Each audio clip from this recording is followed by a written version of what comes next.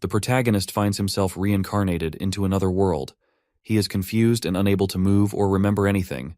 He wonders if he was in an accident. As he is just reincarnated, he is a baby. He naturally starts crying.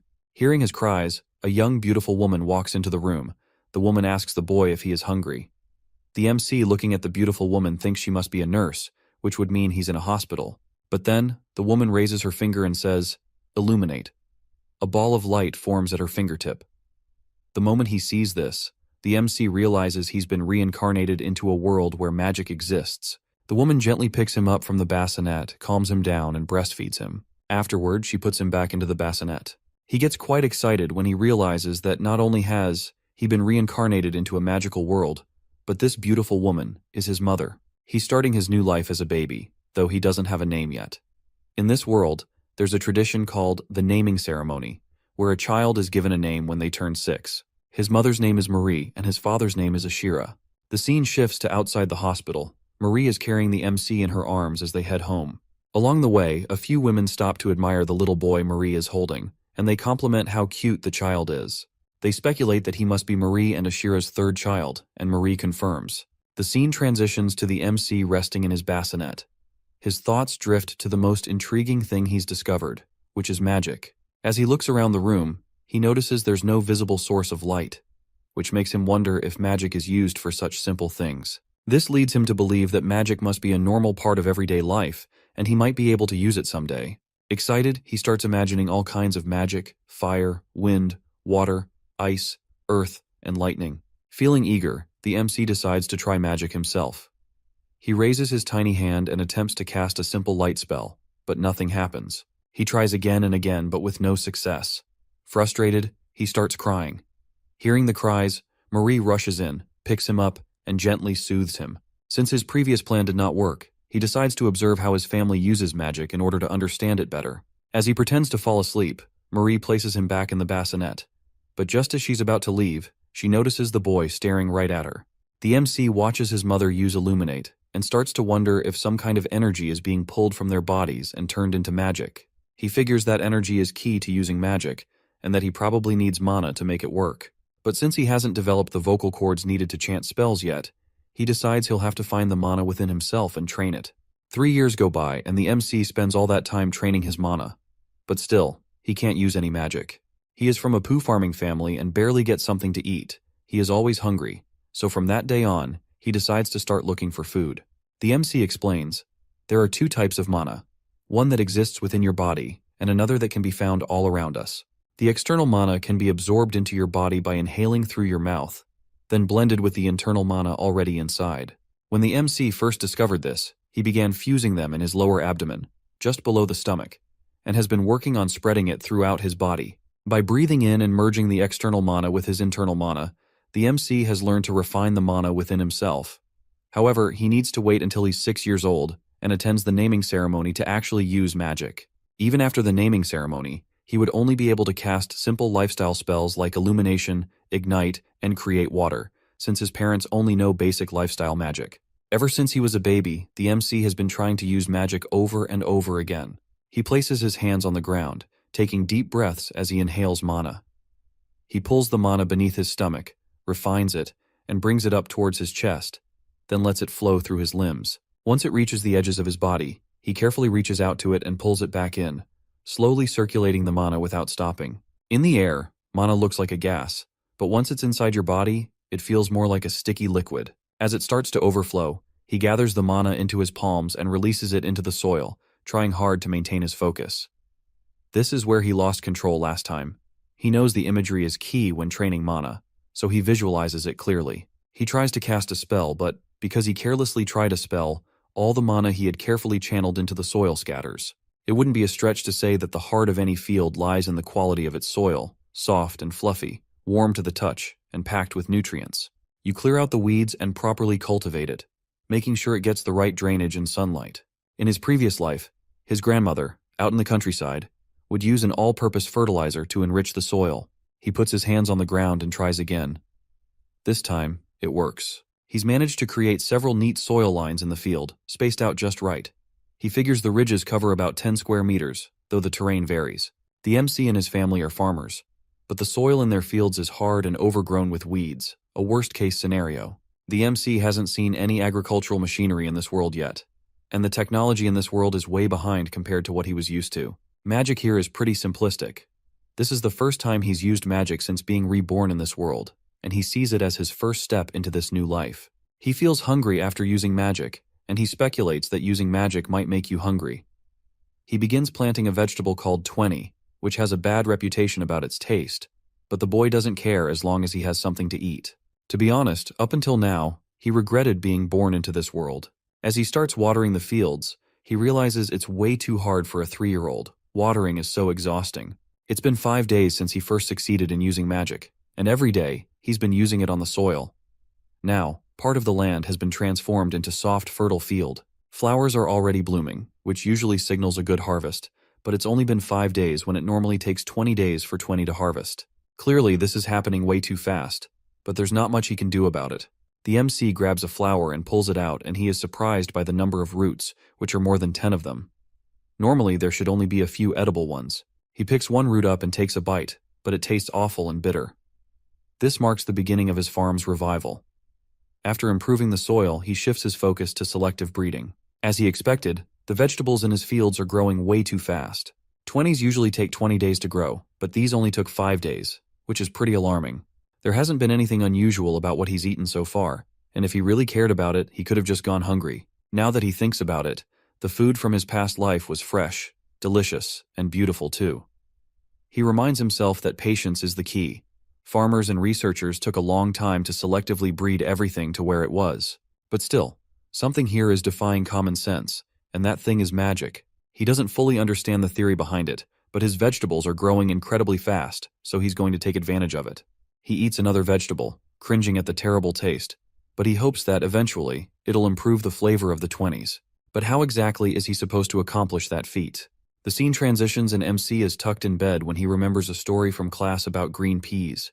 They had examined the wrinkles of thousands of peas with their own eyes, and from the data they collected they discovered something like the principle of inheritance, or maybe it was Mendel's law. Right now, though, he doesn't have enough varieties of 20s to crossbreed. The scene shifts and MC is standing in the 20 fields.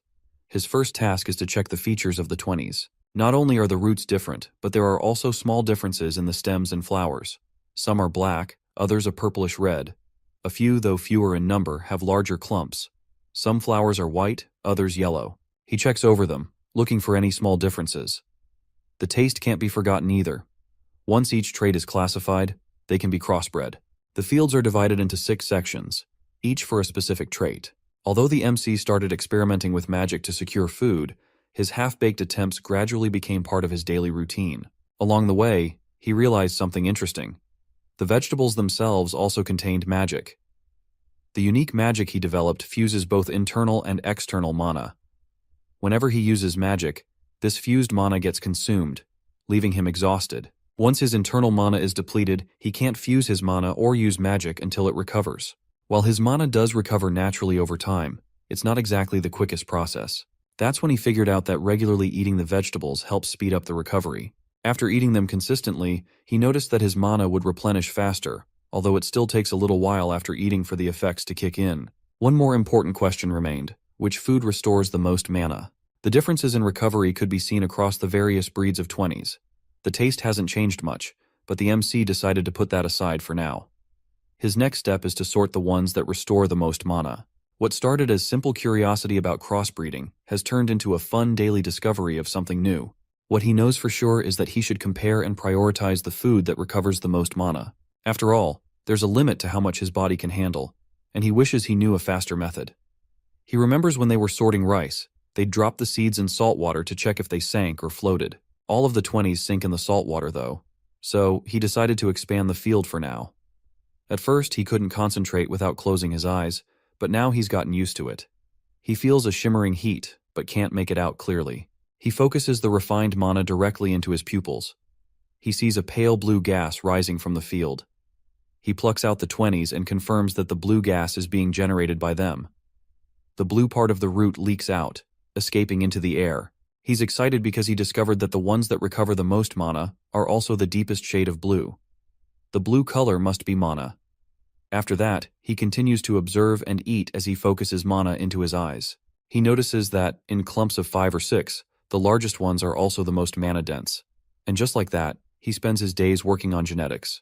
2 more years pass, and MC is now 5, continuing to discover even more things. He found a type of magic that recovers a lot of mana, but it doesn't have any immediate effects. When he concentrates mana into his eyes, the way he perceives things changes, and the new information, along with the blue color of magic, left him excited for quite a while. He wonders if concentrating mana into different parts of his body might do something too.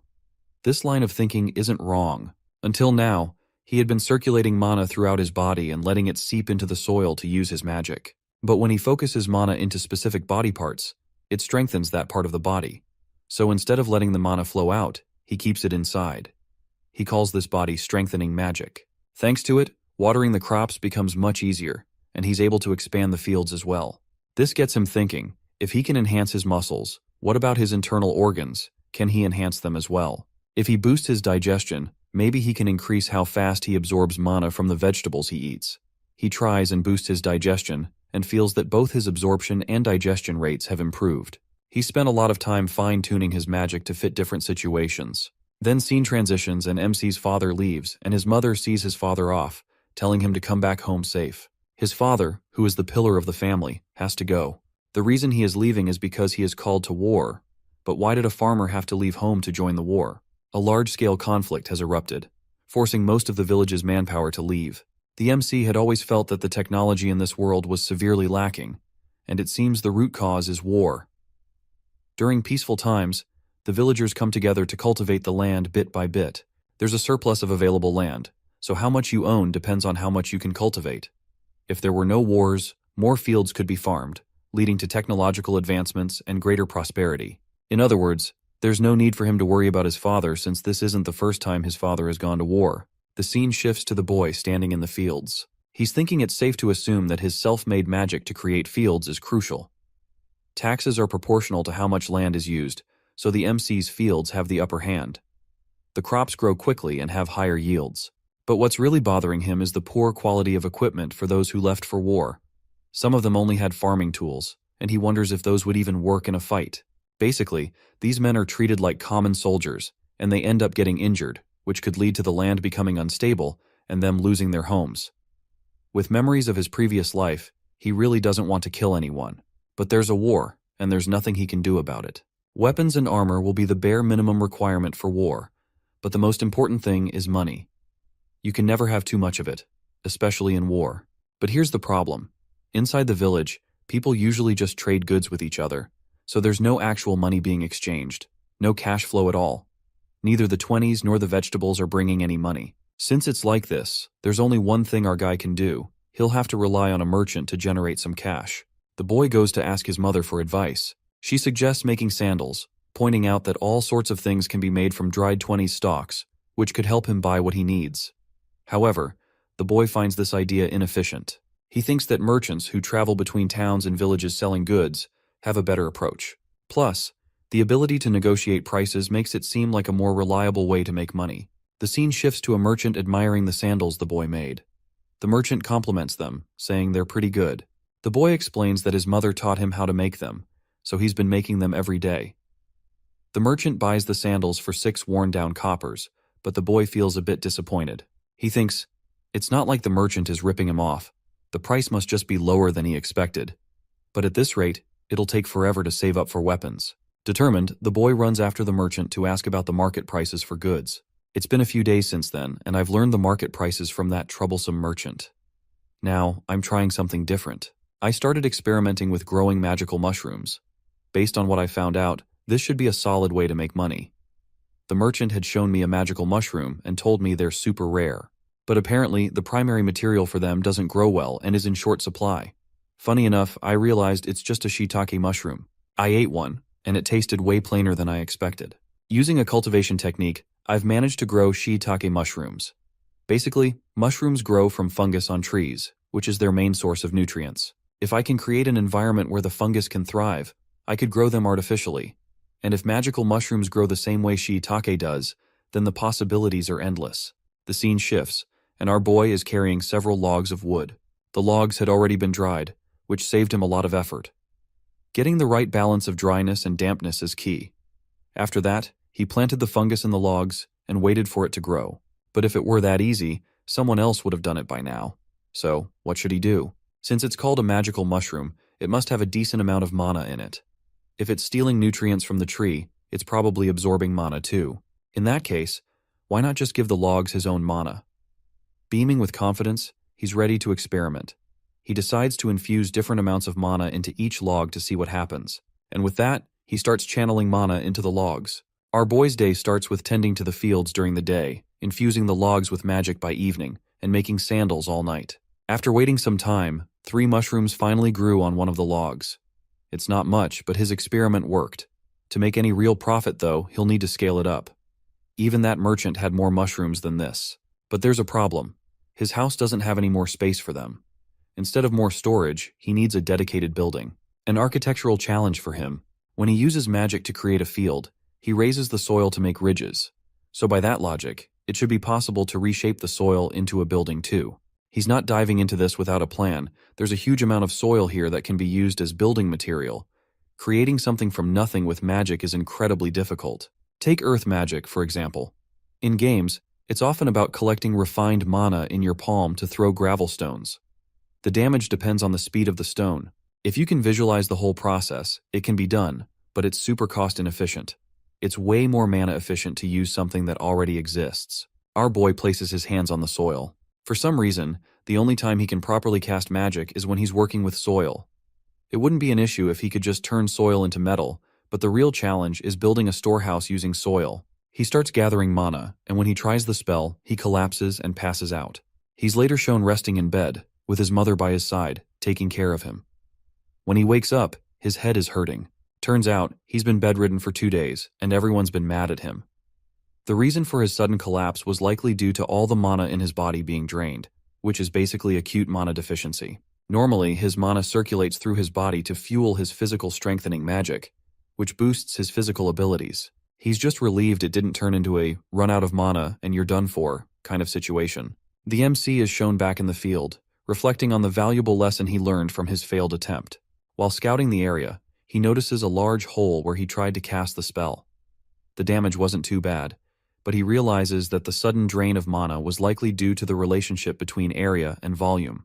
In simple terms, he probably used 10 times more mana than necessary. Deciding to hold off on constructing anything for now, he shifts his focus to creating building materials instead. He successfully makes a brick and continues producing more, eventually building a storehouse. Although it's a basic structure, it looks rough and amateurish, as if it was haphazardly stacked together by someone with little experience. Still, it marks his first completed building. While it falls under earth magic, the potential uses for this magic seem to be expanding. Our boy looks at the fields and thinks they look awful. The land his ancestors had cultivated for generations was now unusable, to the point where even a tractor wouldn't be much help. He's always felt a sense of pride in how special his village is, but the sight of the fields bothers him. He casts a spell on the rough land, clearing it and turning the stones and stumps into fertilizer for the soil. Now he's got 3 kinds of magic, one for cultivating fields, one for strengthening his body or parts of it, and one for creating bricks. Still, calling it magic to cultivate fields feels a bit long. As of now, he's the only one who can use it, so there's no real need to name it. It's not like chanting a spell name does anything anyway. But whenever he's casting magic, he always finds himself chanting, probably because it took him so long to actually learn how to use and cast spells. Our boy places his hands on the soil and mutters the spell's name. He's surprised when the spell activates the moment he speaks. Even though he's used to magic, up until now, he always had to picture what he wanted to happen for it to work. But this turned out to be more efficient than he'd expected. He had finally developed his own original magic. Chantless magic is cool, but it's exhausting. Just thinking about it gives him a headache. He's relieved that now. The magic activates as soon as he chants. He places his hands back on the soil and chants, "Soil improvement." Immediately, he creates several neat lines across a 10 square meter area. They're roughly string-shaped, radiating from the spot where he'd been cultivating 20s before. Using magic through a spell keeps the range of the effect consistent. He can activate the magic in his head, and then adjust the amount of soil being cultivated freely. The mana consumed depends on the scope of the magic, but it stays relatively steady. Still, he wonders why this is happening. Maybe it's because he mutters every time he casts a spell. Our boy thinks it's time to start experimenting, so he begins practicing making bricks. Many months later, he finally manages to create bricks of the same size and mass every time, and his brick creation spell is officially complete. He realizes this is totally conditioning. In this case, the conditioning is casting the spell itself. Like, if you blew a whistle every time you fed a dog, the dog would start salivating just from hearing the whistle. That's how our boy developed his latest technique, called spell casting. Now, he'll need to give names to his body strengthening magic and soil preparation magic too. The other villagers were creeped out for a while, watching him use all these different spells. He might have gotten a bit carried away with the experiments and ended up making way too many bricks. Having a mountain of bricks lying around has become a bit of a problem. Thinking about what to do next, his mom gives him a hint that if these bricks were dishes, they would at least be useful. It then hits him. If he can make bricks from soil, he should be able to make tableware with the same material. He tries and creates a rice bowl just like the ones from his previous life. Then, he makes a variety of tableware and feels a sense of accomplishment seeing it all. But realizing that they already have enough, he starts to reflect. He had been making things without much thought, simply wanting to create. Up until now, everything he's made has been simple brown earth pottery. Now, he decides it's time to shift from quantity to quality. He's going to make a white teacup that'll pair perfectly with black tea. He creates a white teacup and shows it to his mom. She says it's amazing and that she's never seen such pure white tableware before. Our boy proudly names it the White Porcelain Cup and Saucer. He had a feeling that needing to use the exact materials wouldn't be entirely necessary with magic. Still, it feels like a bit of a waste to use it this way. Wanting to make something even more special to make his mom happier, he decides to create another white porcelain cup and saucer, this time adding a drawing of a flower. Unfortunately, the flower looks like it was drawn by a complete amateur, and it turns out our boy has no artistic talent. He hates to admit it, but it's true. Even so, his mom is happy to see the flower cup and saucer. Our boy decides to make tableware that isn't white porcelain. He's heard that tableware can be made from sea sand, so it should be possible. In his previous life, he used a glass cup to pour and drink water pretty much every day. Long, narrow, cylindrical, with a good thickness, some weight, and transparent. He successfully creates a glass cup, and it turns out pretty good. By doing this, our boy ends up making something completely new, something that hasn't been seen in the village, and possibly even outside the village. The scene shifts, and our boy sells the sandals and 3 magical mushrooms to the merchant for 14 bronze coins. He thinks that even though the amount has increased, they're still just bronze coins. His next challenge is to increase the production of magical mushrooms. At that moment, the merchant calls him over to talk about something. It's perfect timing since our boy has been thinking about selling some of the tableware he made. The merchant asks if our boy would sell him some of the spare bricks he has at home. Confused, our boy wonders what the merchant is referring to. The merchant points out that the storehouse our boy recently built is made of bricks and suggests asking his parents to sell him some. Our boy, realizing what the merchant means, says it's not necessary to involve his parents, as he made the bricks himself and still has plenty left. The merchant seems surprised to learn this. However, our boy is more excited about his new creations and mentions the tableware he's been working on. The merchant, still focused on the bricks, expresses interest in those first, but agrees to check the tableware later. Insisting that the merchant take a look now, our boy is determined to show off his work. When the merchant finally sees the tableware, he's impressed and compliments the craftsmanship, though our boy chooses to keep the method behind it a secret. The merchant agrees to buy both the bricks and the tableware, but he offers only 5 bronze coins for the tableware. Feeling underpaid, our boy considers the value of his work and confronts the merchant internally, thinking it's unfair. The merchant explains that he's paying much more than he usually would for items like these. Still, our boy questions why it's so cheap, believing people would pay a better price for such pretty tableware.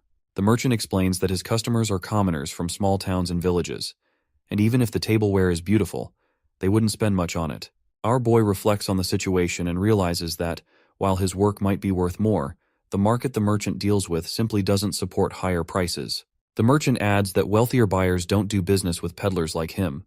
They only trade with established merchants they've known for a long time. Our boy thinks even if it's a great product, nobody would buy it. Advertising expensive items to the wealthy, the ones who would actually purchase them, is the key. But there's no internet or newspapers in this world to promote products.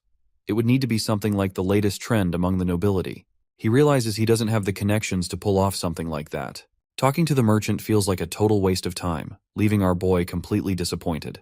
The merchant, sensing the shift in mood, gets nervous and says our boy is giving off a dark, unsettling vibe all of a sudden. He tries to cheer him up, saying not to feel too down about it. After all, the market for bricks is strong, and he'll buy everything our boy has the next time he comes around. Promising to bring 10 times as much next time, the merchant is shown carrying the bricks away on a carriage as he leaves the village. The scene shifts, and our boy is standing next to the piles of bricks. The merchant calls out to him from behind, commenting on how our boy really came through on his promise to provide bricks. He adds that if it were any other kid, he wouldn't have trusted them. But since they've known each other for a long time, he trusts our boy. The merchant also mentions that he brought along someone strong enough to carry all the bricks. A creature appears, something with 2 long horns, a tail, 2 wings, and small hands and legs covered in dragon-like scales. The merchant reveals the name of the beast, calling it Dragon Horse. The dragon horse stands ready to carry the bricks. Our boy looks at it, surprised, thinking to himself that it's a monster. He tries to process it, wondering what exactly a dragon horse is, and realizes it must be some kind of dragon. The merchant explains that it's not the same as a true dragon, but it is rather a work beast, an animal used for heavy labor.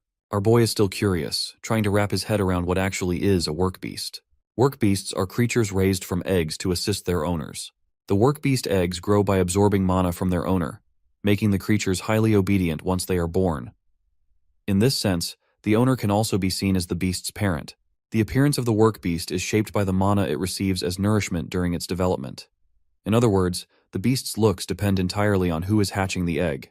This is why people who can hatch unique or practical work beasts are highly valued and relied upon. All the bricks are loaded onto the carriage, which will be pulled by the dragon horse. The merchant compliments our boy on doing a good job. In this world, dragons are known for their overwhelming power, and it's said that dragon horses resemble the dragons. With their strength, toughness, and bravery, dragon horses are quite popular. Horse-type work beasts are favored for their durability, while bird types, being able to fly, are equally sought after. Our boy, who is curious about work beasts, asks the merchant if work beasts are expensive. The merchant confirms that they are expensive, explaining that dragon horses and any other beasts used as mounts are considered valuable assets. Reflecting on this, our boy realizes that just because there's demand for bricks now doesn't mean it will last forever. He starts thinking about diversifying the items he can sell. Now, he's contemplating the idea of hatching a work beast egg, but he feels uncertain about what kind of creature would come from it, and he does not even know how the hatching process works. Still, he knows that if he gets lucky, it could be a lucrative venture. Determined, our boy calls the merchant. With his grip tightening and a spark of excitement in his eyes, he tells the merchant he wants to try raising a work beast egg and asks him to bring one next time, promising to buy it. When the merchant returns with the egg, the cost of the egg is just barely covered by all the money our boy had saved up until that point. Our boy and his mother are standing in the fields, holding baskets full of vegetables when they notice some villagers returning from the war. Among the men is our boy's father. Our boy's younger sibling rushes towards their father, calling him Daddy. One of Ashira's companions comments on the younger sibling, asking if that's Ashira and Marie's 4th child. They mention that their father has been quite busy, and then head off to their house. Ashira picks up the youngest child, and Marie seems happy, saying it's good to see him. Marie then turns to our boy, suggesting that they get something special from the merchant when he visits next time to celebrate his father's return. She asks our boy if he could lend her some money, promising to pay him back. The boy, however, tells her he doesn't have any money, leaving her surprised. The scene shifts to the past, showing Marie and her son inside their home when he was just 3 years old. Marie asks him if he wants to try growing blue 20s in the fields, though she also reflects that these crops don't taste great and don't trade for much. She wonders if working in the fields is too much for a small child like him.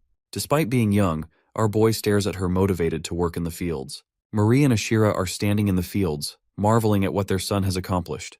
Marie recalls when he first told her he wanted to earn money to save for the future.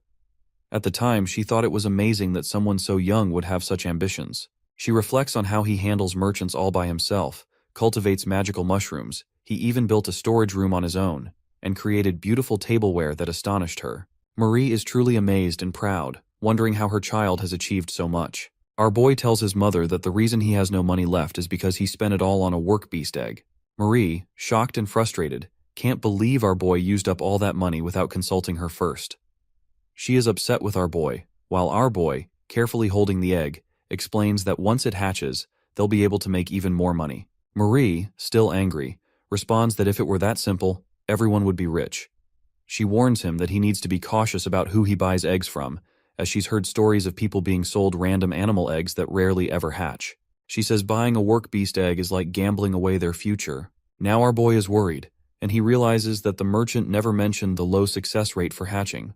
Marie scolds him, reminding him that she allowed him to buy and sell things because he wanted to save money for the future.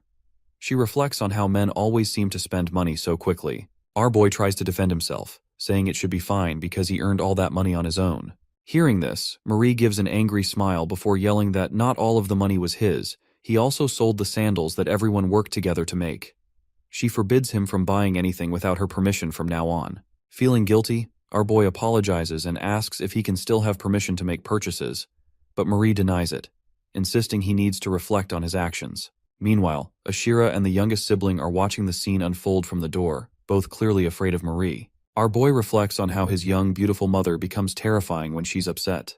He starts crying and he thinks most of the money came from selling his bricks, and the earnings from the sandals were barely anything. He's the one in charge of making and selling the bricks to the merchant, and now, feeling more determined, he decides to secretly save up some cash by gaming the system a bit. His focus is now on the egg as it's his only option right now to make money. Motivated, our boy weaves a net from 20 stalks to carry the egg around safely, knowing it's important to keep the egg close so it can absorb his mana. He considers that while others could help hatch the egg, everyone's mana is different, which makes it harder to hatch the same type of work beast each time. He notices the egg seems to absorb mana from him just by holding it, giving off a faint blue haze. The egg itself contains very little mana, yet the haze is still visible. Our boy wonders if directly pouring mana into the egg would be beneficial. He focuses and begins injecting his mana into the egg, watching as it darkens into a deeper shade of blue and starts sparkling. Excited, he sees that the mana is being absorbed, but he's unsure how much mana he should be pouring inside the egg. Hoping the egg absorbs the mana properly, our boy continues watching over it and pouring mana into it daily. He begins thinking about building a secret hideout to secure the egg and keep it safe. Our boy starts to reflect on his mother's words and admits to himself that, as much as he dislikes it, she's right. He's just a kid, and he shouldn't be making big decisions about spending money on his own. It's not childish of him to hate the situation, but the customs here are incredibly outdated. In this place, the father of the family, as the patriarch, makes all the final decisions, and the eldest son is the one who inherits this role. The younger sons, like him, have two options: either live their entire lives under their eldest brother's authority, or find a way to become independent. Determined, our boy began saving up to buy a decent weapon, knowing it would be essential if he wanted to make a name for himself during times of war. But now he realizes that he has to think beyond just weapons. He needs to prepare for his future independence as well. He's outside in the fields now, carrying the egg in the woven net and holding a pack of rope in his arms. His mind is set. Apart from saving for weapons, he needs to start planning for his future independence. Like they say, you've got to strike while the iron is hot. The village where the boy was born is surrounded by a wooden fence. The dense forest outside the village creates a natural boundary, and in the past, once the land was deemed secure enough, the trees were cut down and the village was built. But with the ongoing wars, maintaining the fields has become increasingly difficult, and they're shrinking. The boy leaps over the village fence, heading beyond the village boundary. The land outside has no formal owner, except for those who cultivate it. Determined, the boy searches for a suitable place to build his hideout. To keep himself going, he uses body enhancement magic to stave off fatigue, no matter how hard he works. With the rope he's carrying, he ties together multiple trees, then pats the ground to change its layout a little to weaken the roots of the trees. He carefully adjusts the area beneath the tree's roots, thinking that without that support, the trunks will no longer stand.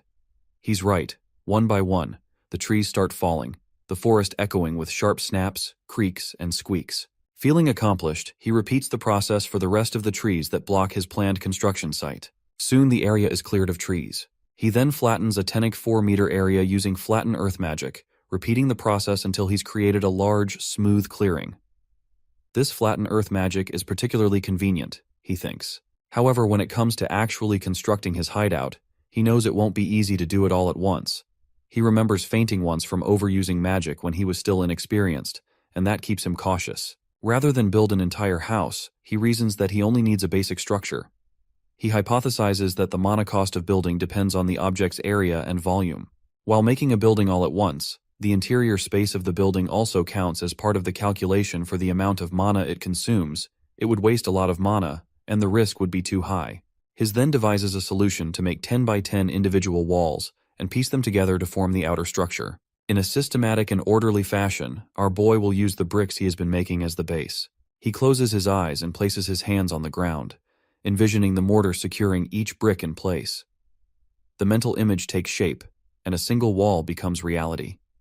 He repeats the process, slowly forming a simple box-shaped structure. It looks like a cube of tofu. It has an entrance, but it has no roof and no door. Standing in front of the entrance, the boy contemplates the next steps. The roof and door will have to be made by hand, of course, but for now, the essential framework of his hideout is complete. He's managed to build his hideout in a very short amount of time. The boy sits inside his house, cradling the work beast egg. It has grown considerably, its surface now a deep, dark blue that resembles mana, hinting that it might hatch soon. He carefully packs the egg into the woven net, tightening its strings. Just as he finishes, his mother appears at the entrance, letting him know it's almost time to go. Brightening at the news, he gets ready. Today is special as he's turning 6. In their village, turning 6 means it's time for baptism at the church, and he has been eagerly looking forward to it. Once they arrive at the church, he notices that there are only about 10 people in attendance, which is to expected as it is a small village. He struggles to remember his baptism from his previous life, which might not have been the happiest occasion, but this time feels different. Along with the baptism, there's a naming ceremony, adding to his excitement.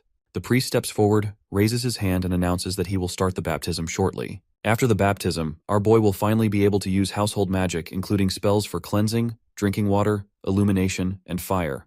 The priest explains that humanity has always feared monsters and lived their lives hiding from them.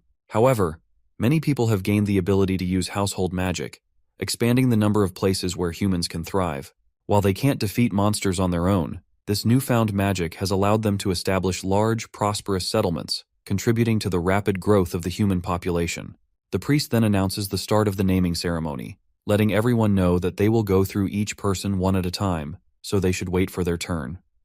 Citizens receive household magic through the baptism ceremony.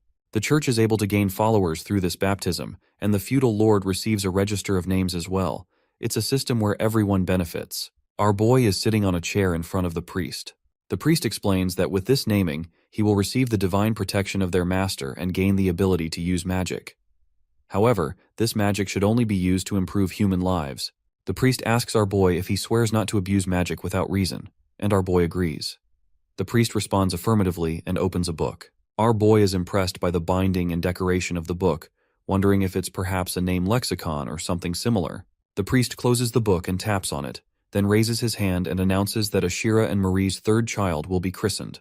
He declares that from now on, our boy will be known as ours, and he should live for the Lord and his friends with integrity and righteousness. The priest invokes the Lord's divine protection over him. As our boy reflects on the preparations for granting someone magic, he notices magical power concentrating in the palm of the priest's hand. A magic circle with symbols appears before the priest's palm, prompting our boy to wonder if it's a magic circle. He casts memory preservation magic on himself, a technique he discovered while exploring the effects of concentrating magical power in his brain. This magic proves useful now as new information is being inserted into our boy's mind, and the magic circle grants him household magic. With this, Ars is now able to use household magic. Back at home, he uses illumination magic to light up the room. He reflects on how the household magic is pretty standard. There's no real difference between a kid who just learned it and an adult who's been using it for years. Even improving his magical power didn't make a noticeable difference in how effective the magic is. This means Ars can't significantly boost the power of ignition either.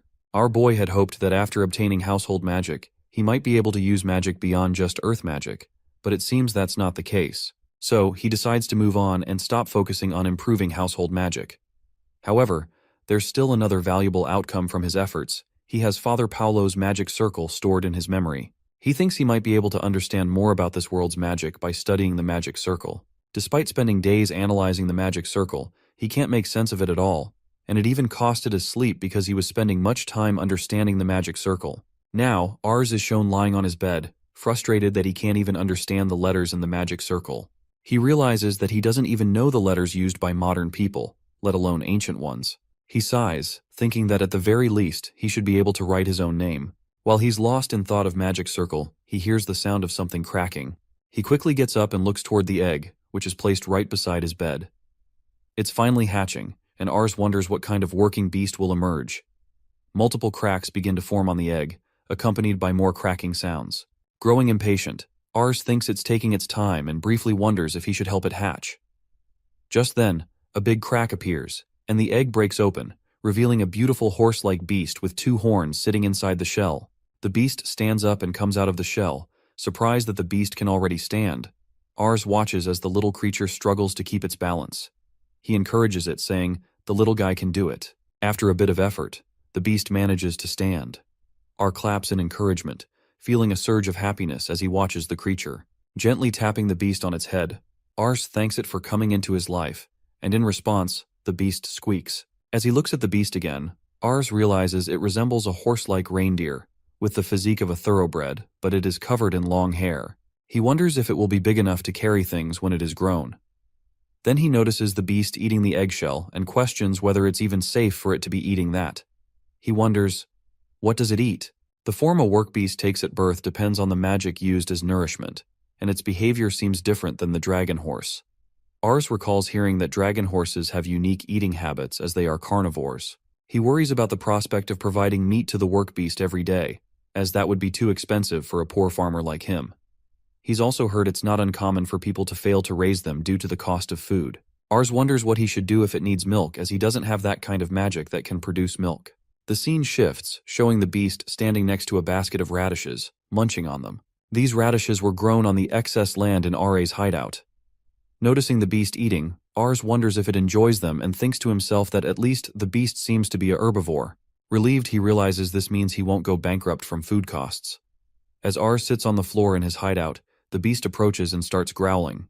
He asks if it's already finished eating, noting that there are plenty of radishes, and tells the beast to eat as much as it likes. The beast growls again and tries to climb into Ars's lap. Once settled in his lap, it lays down and falls asleep. Ars wonders what's going on, but as he looks down at the beast, he can't help but think it's incredibly cute. He gently strokes the beast, which snores softly as it sleeps. 10 days pass, and the beast has grown into a full-fledged horse. Ars is surprised at how quickly it has grown, but he did tell it to grow big. The beast now has an overwhelming appearance, and Ars thinks he's definitely going to sell it. He hadn't named it to avoid becoming emotionally attached, but now he feels it's time to give it a name. He recalls how Father Paul had referred to household magic as divine protection, but Ars believes it's more like a program written into one's mind through a magic circle.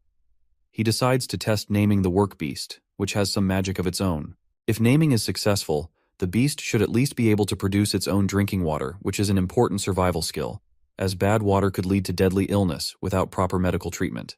The possibility of the beast having ignition magic is concerning, but Ars figures he'll deal with that if it becomes a problem. He then wonders what to name the beast. Lacking confidence in his naming sense and artistic flair, he wants a name that fits. He thinks of unicorns for single-horned creatures, and tries to remember if a 2-horned creature was called a bicorn or something else. The name Valkyrie comes to mind, inspired by the goddess of war in the legends. Excited, Ars feels the beast's shining silver-white fur gives it a holy aura. He asks the beast if it likes the name Valkyrie, and the beast nods in agreement. Seeing Valkyrie nod, Ars thinks that maybe the beast can somewhat understand human language, impressed by how smart it is. He decides to begin the naming ceremony, noting that lately, he's been able to refine magic as easily as breathing. Closing his eyes, he concentrates, vowing to perform this ritual carefully and delicately. He fills himself up with dense magic, although it's difficult to keep the released magic stable. From here on, he has to focus. He recreates every detail of the magic circle he memorized through a thread of magic. Blood rushes to his head, and his brain feels like it might burst from the strain. Manipulating magic outside the body is exhausting, but he manages to form the magic circle. He's close to his limit, but still completes it. With one final effort, he focuses on naming the beast. He declares the name Valkyrie, and the magic disperses. The burden was heavier than expected, and he's left shaking on the ground, barely able to catch his breath. It would have been disastrous had the ritual failed. Exhausted, he addresses Valkyrie, suggesting they try using magic, and Valkyrie nods. Standing by the door, Valkyrie lets out a small squeal, indicating they should go outside. Ars agrees, knowing it's too dangerous to use fire inside. He's touched by how thoughtful Valkyrie is, and follows her outside. Once outside, Valkyrie looks up and a shining light appears. Ars is astonished by the illumination magic and excitedly praises Valkyrie's magical abilities. Overcome with excitement, he asks Valkyrie to try other magic, and she nods again. Valkyrie proceeds to perform ignition, drinking water, and clean one after another, but also surprises Ars by using floating magic on the bricks in the field.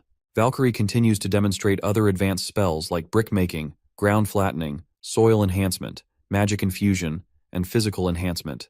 Ars is even more stunned when Valkyrie shows memory preservation magic. Despite his excitement, Ars is puzzled.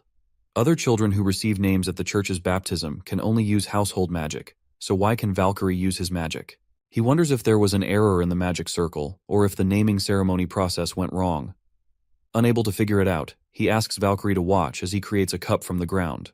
He then asks Valkyrie to replicate the same magic, and she does. Ars realizes that Valkyrie can only use the spells he knows after being named. For instance, while Ars can control the size of the land, he flattens by adjusting the amount of magic he uses, Valkyrie's ground. Flattening is limited to a uniform 10 by 10 square meters. In other words, Valkyrie can now use magic but is restricted to the same spells as Ars, without any ability to modify them. This makes Ars realize that the naming ritual is more systematic than divine protection, which also explains why he hasn't been able to customize household magic. Ars compliments Valkyrie, calling her amazing. However, he's concerned about selling a beast capable of using both his original magic and the church's household magic, which is called God's divine protection. He decides he needs to verify whether other work beasts can use magic. The scene shifts to Ars meeting with the merchant for a brick trade, which remains in high demand. Ars casually asks the merchant if he's ever heard of work beasts using magic. The merchant replies that he's never encountered such a thing, and Ars realizes how rare and valuable this information might be. If a well-traveled merchant has never heard of magic-capable work beasts, it must indeed be uncommon. Sensing Ars's curiosity, the merchant asks if his egg has hatched. Ars nods, explaining that the egg produced a horse that could carry loads. The merchant is pleased and asks to see the beast. Ars, having told Valkyrie not to use magic around others, agrees and brings her over. The merchant is impressed, not only by her usefulness as a work beast, but by her stunning white coat, a color favored by the wealthy. When Ars mentions he has no intention of selling Valkyrie, the merchant is shocked. He reminds Ars that the original purpose of buying the egg was to earn money. Ars admits that while he did intend to make money, he's grown fond of Valkyrie and wants to keep her by his side, drawn both to her unique abilities and the bond they've formed. Noticing the conversation, Valkyrie affectionately rubs her face against Ars. Ars reflects that having a strong companion like her could be invaluable for the laborious work ahead. The merchant, sensing an opportunity, proposes a deal. He explains that he has 5 more beast eggs and would like to entrust them to Ars, agreeing to buy the hatched beasts exclusively from him. Ars quickly grasps the proposal. He would raise the beasts and sell only to the merchant. The merchant, confident in the demand for work beasts raised by Ars, believes the arrangement will be profitable even if there are initial losses, and assures Ars he's willing to take the risk. Ars sets terms for the contract, which included that it will last for 1 year, with the option to renegotiate if renewed. The merchant, somewhat wary, agrees. Ars believes this arrangement could be the key to a stable income, recognizing the value of having a consistent supply of beast eggs. Determined to succeed, he turns to Valkyrie and declares that they'll work hard to make this endeavor a success, to which Valkyrie nods in agreement. The merchant, watching them, breathes a sigh of relief. Inside his hideout, Ars examines the new beast eggs, preparing to infuse them with his magic.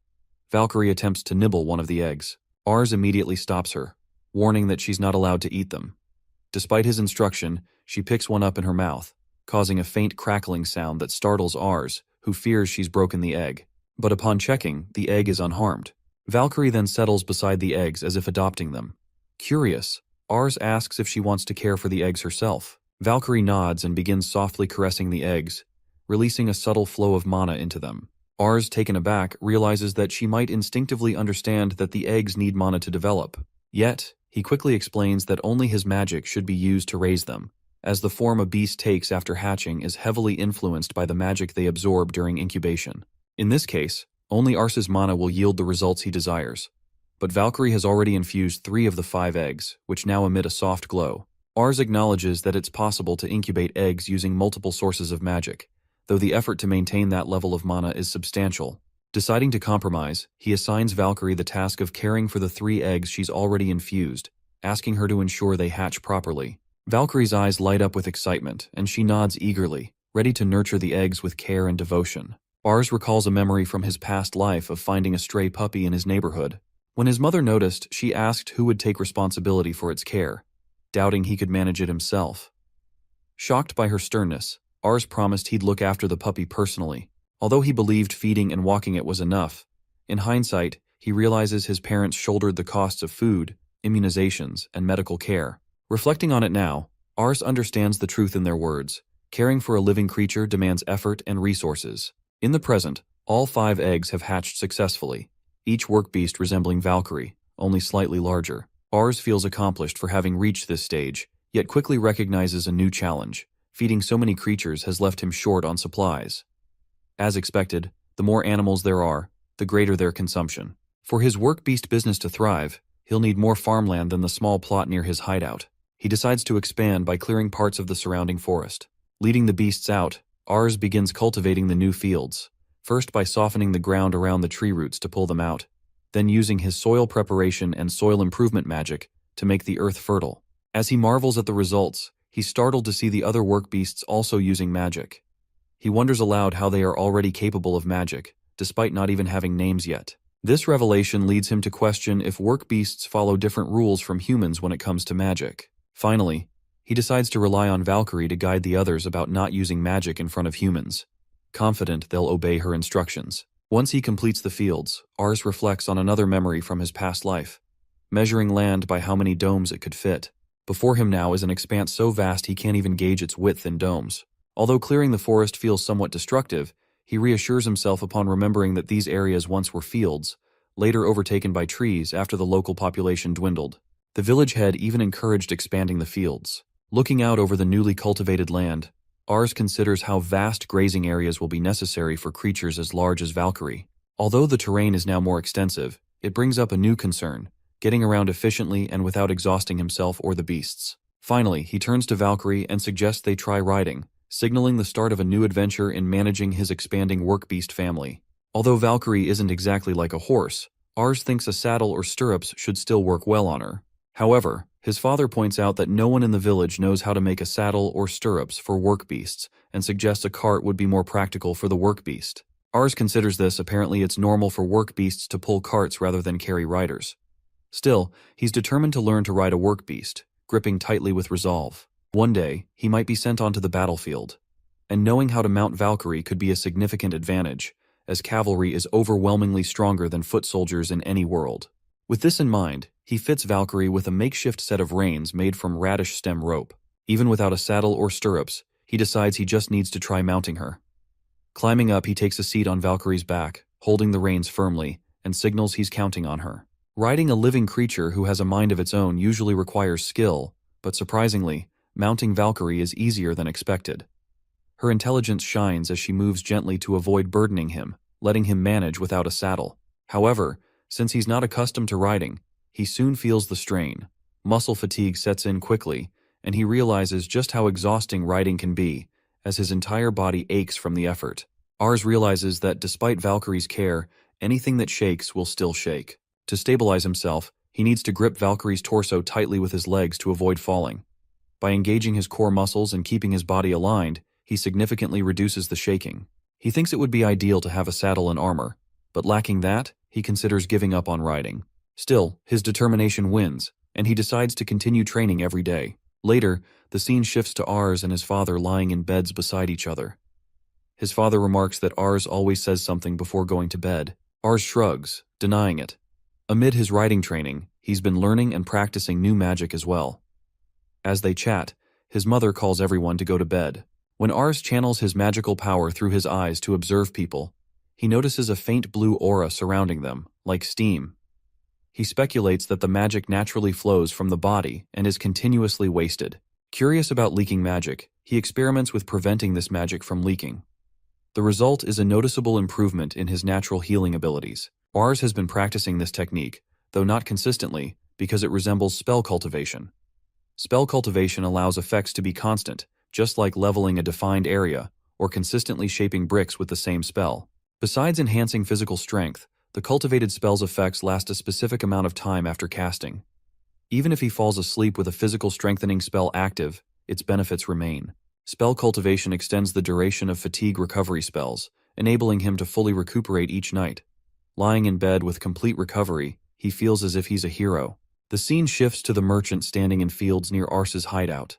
He is impressed by Ars' progress. He remarks, amazed, that he expected just 1 or 2 hatches, but Ars managed to hatch all 5 work beasts, each growing remarkably fast. Ars responds with mild surprise, and the merchant continues, explaining that even with multiple eggs, it's unusual for them to grow simultaneously. Usually, it takes over a month for even one egg to mature. Ars reflects, suspecting the rapid growth is due to his magic injections. Ars suggests he could sell one already, but wonders aloud about the potential buyer's intentions, or if the merchant intends to use it for his business. Smiling, the merchant reveals his plan. He doesn't plan to sell the first work beast at all, but rather give it away for free. Ars eyes him suspiciously. The merchant clarifies that he intends to present it to the aristocrats who govern the land. He reminds Ars that merchants like him, who move between villages, lack the connections to trade expensive goods, and selling to aristocrats requires both credit and a recognized reputation, and the aristocratic store monopolizes such transactions, making it nearly impossible for outsiders. Ars recalls a time when the merchant missed out on selling a rare luxury item he crafted simply because he lacked an intermediary. The merchant agrees, explaining that selling high-priced goods is only feasible with aristocratic backing. But with a work beast, things are different. It's valuable, useful, and, given the frequent wars, considered excellent strategic material. Presenting one as a gift would establish strong ties with the aristocracy. Once intrigued, the aristocrats would likely be eager for future purchases, and may even introduce them to other noble contacts. The merchant emphasizes that in this world, ignoring the ruling nobility isn't an option, especially for someone advancing a business that could offer messenger work beasts with strategic importance. Trying to sell such a valuable resource to a hostile noble could put everyone involved at risk. Sensing the stakes, the merchant proposes they head to the aristocratic residence immediately. Ars, intrigued, asks if he is included in the plan. The merchant nods, suggesting he inform his father as well. This marks the first time Ars leaves his village. The merchant, Ars, and Ars' father set off for the aristocratic residence. With the help of their beasts, they pulled the wagon along a bumpy road, reaching the town of Fontana, where the nobles reside, after 3 days. Ars, excited to see the city for the first time, notes the high walls and marvels at the journey. Even though they didn't use a car or bullet train, they still reached in 3 days. He finds the city lively. There are construction projects ongoing. The merchant points out the construction, mentioning the demand for bricks, as part of the city wall is being dismantled and rebuilt to allow for expansion of the city.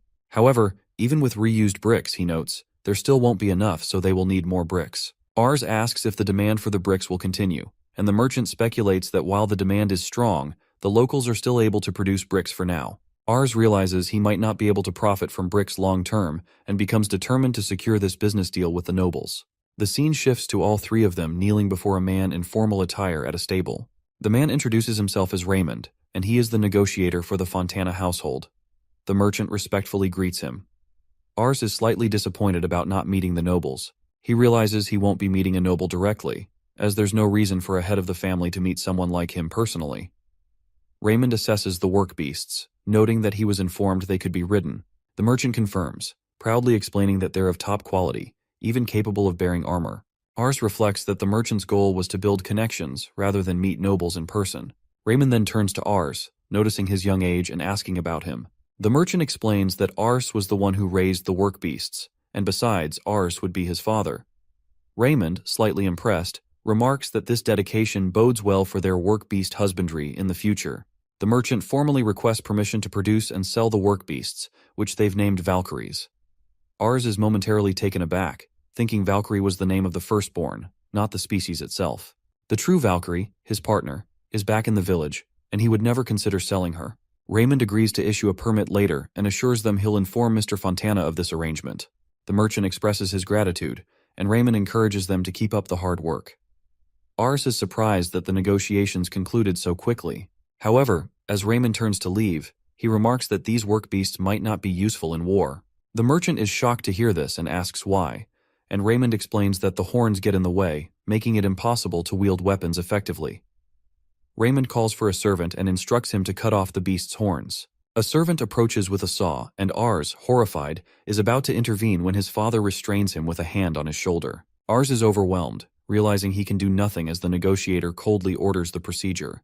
Back at the inn, Ars sits on the bed, visibly distressed, while his father and the merchant stand behind him, watching. His father speaks first, commending him for holding back during the negotiations. But Ars, unable to shake his frustration, mutters to himself, lamenting how anyone could treat his cute little children, the work beasts, so callously. Seeing his distress, his father gently suggests he go wash his hands. Looking down, Ars notices the roughness on his palms and recalls how, even as their horns were severed, the beasts made no sound. Reflecting, he compares them to well-trained guide dogs from his previous world, who are taught not to bark even under extreme discomfort. Such dogs are so loyal they wouldn't react, no matter how much they endured. Ars realizes that his work beasts, despite their size and strength, share that same silent loyalty. With clenched fists and tears falling, he mourns their resilience. His father sits beside him, encouraging him to calm down, but Ars can't help but voice his worries. He admits that it's not just the act of cutting the horns that bothers him, but the potential for lasting harm to the beasts. What if the beasts live shorter lives because of this? If they perish too soon, wouldn't the blame come back on him?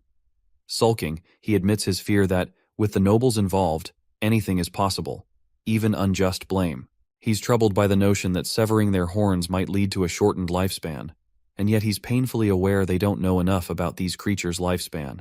Gathering his thoughts, Ars shares his determination to investigate this, understanding that learning about the beast's lifespan and health is crucial if he wants the business to continue.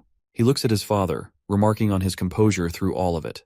His father, smiling faintly, responds that it's simply the resignation of a farmer with limited social standing.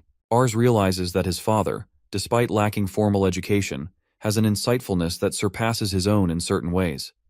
He thinks back on his own efforts, how he cleared the forest quickly, a feat that sparked rumors among the villagers. Some believed his expansion was due to failing to pay his taxes, and even the village chief tried to seize the fields he'd worked so hard to cultivate. Ars's father tirelessly appealed to the aristocratic family overseeing their land. To sustain the work beasts, they needed to cultivate vast fields to supply enough beets, but their wheat yield alone couldn't cover the taxes on these expanded beet fields. The nobles had an interest in both the work beast husbandry and the forest's cultivation, which worked in their favor. Fortunately, his father's efforts led to them obtaining a license to sell the work beasts, official ownership of the land, and permission to pay taxes in money rather than wheat. They walk through the city together, and Ars's father suggests that since they've come all this way, they might as well explore a bit while buying what they need. Ars feels fortunate to have a father he can depend on, and nods in agreement.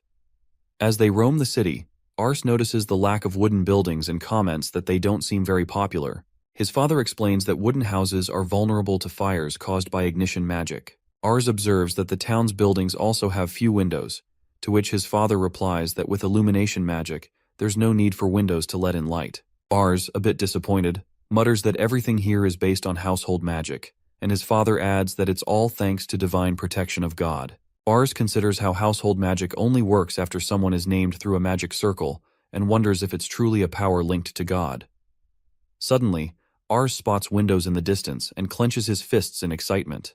He thinks there would be a high demand for glass windows, which he could mass-produce like bricks if he could adapt certain spells. Seeing his enthusiasm, his father suspects Ars is planning something new. The merchant notes Ars's ambition, and his father agrees, reflecting on how the village has flourished thanks to the boy's radishes. The merchant recalls that, in the past, starvation was a harsh reality due to frequent crop failures.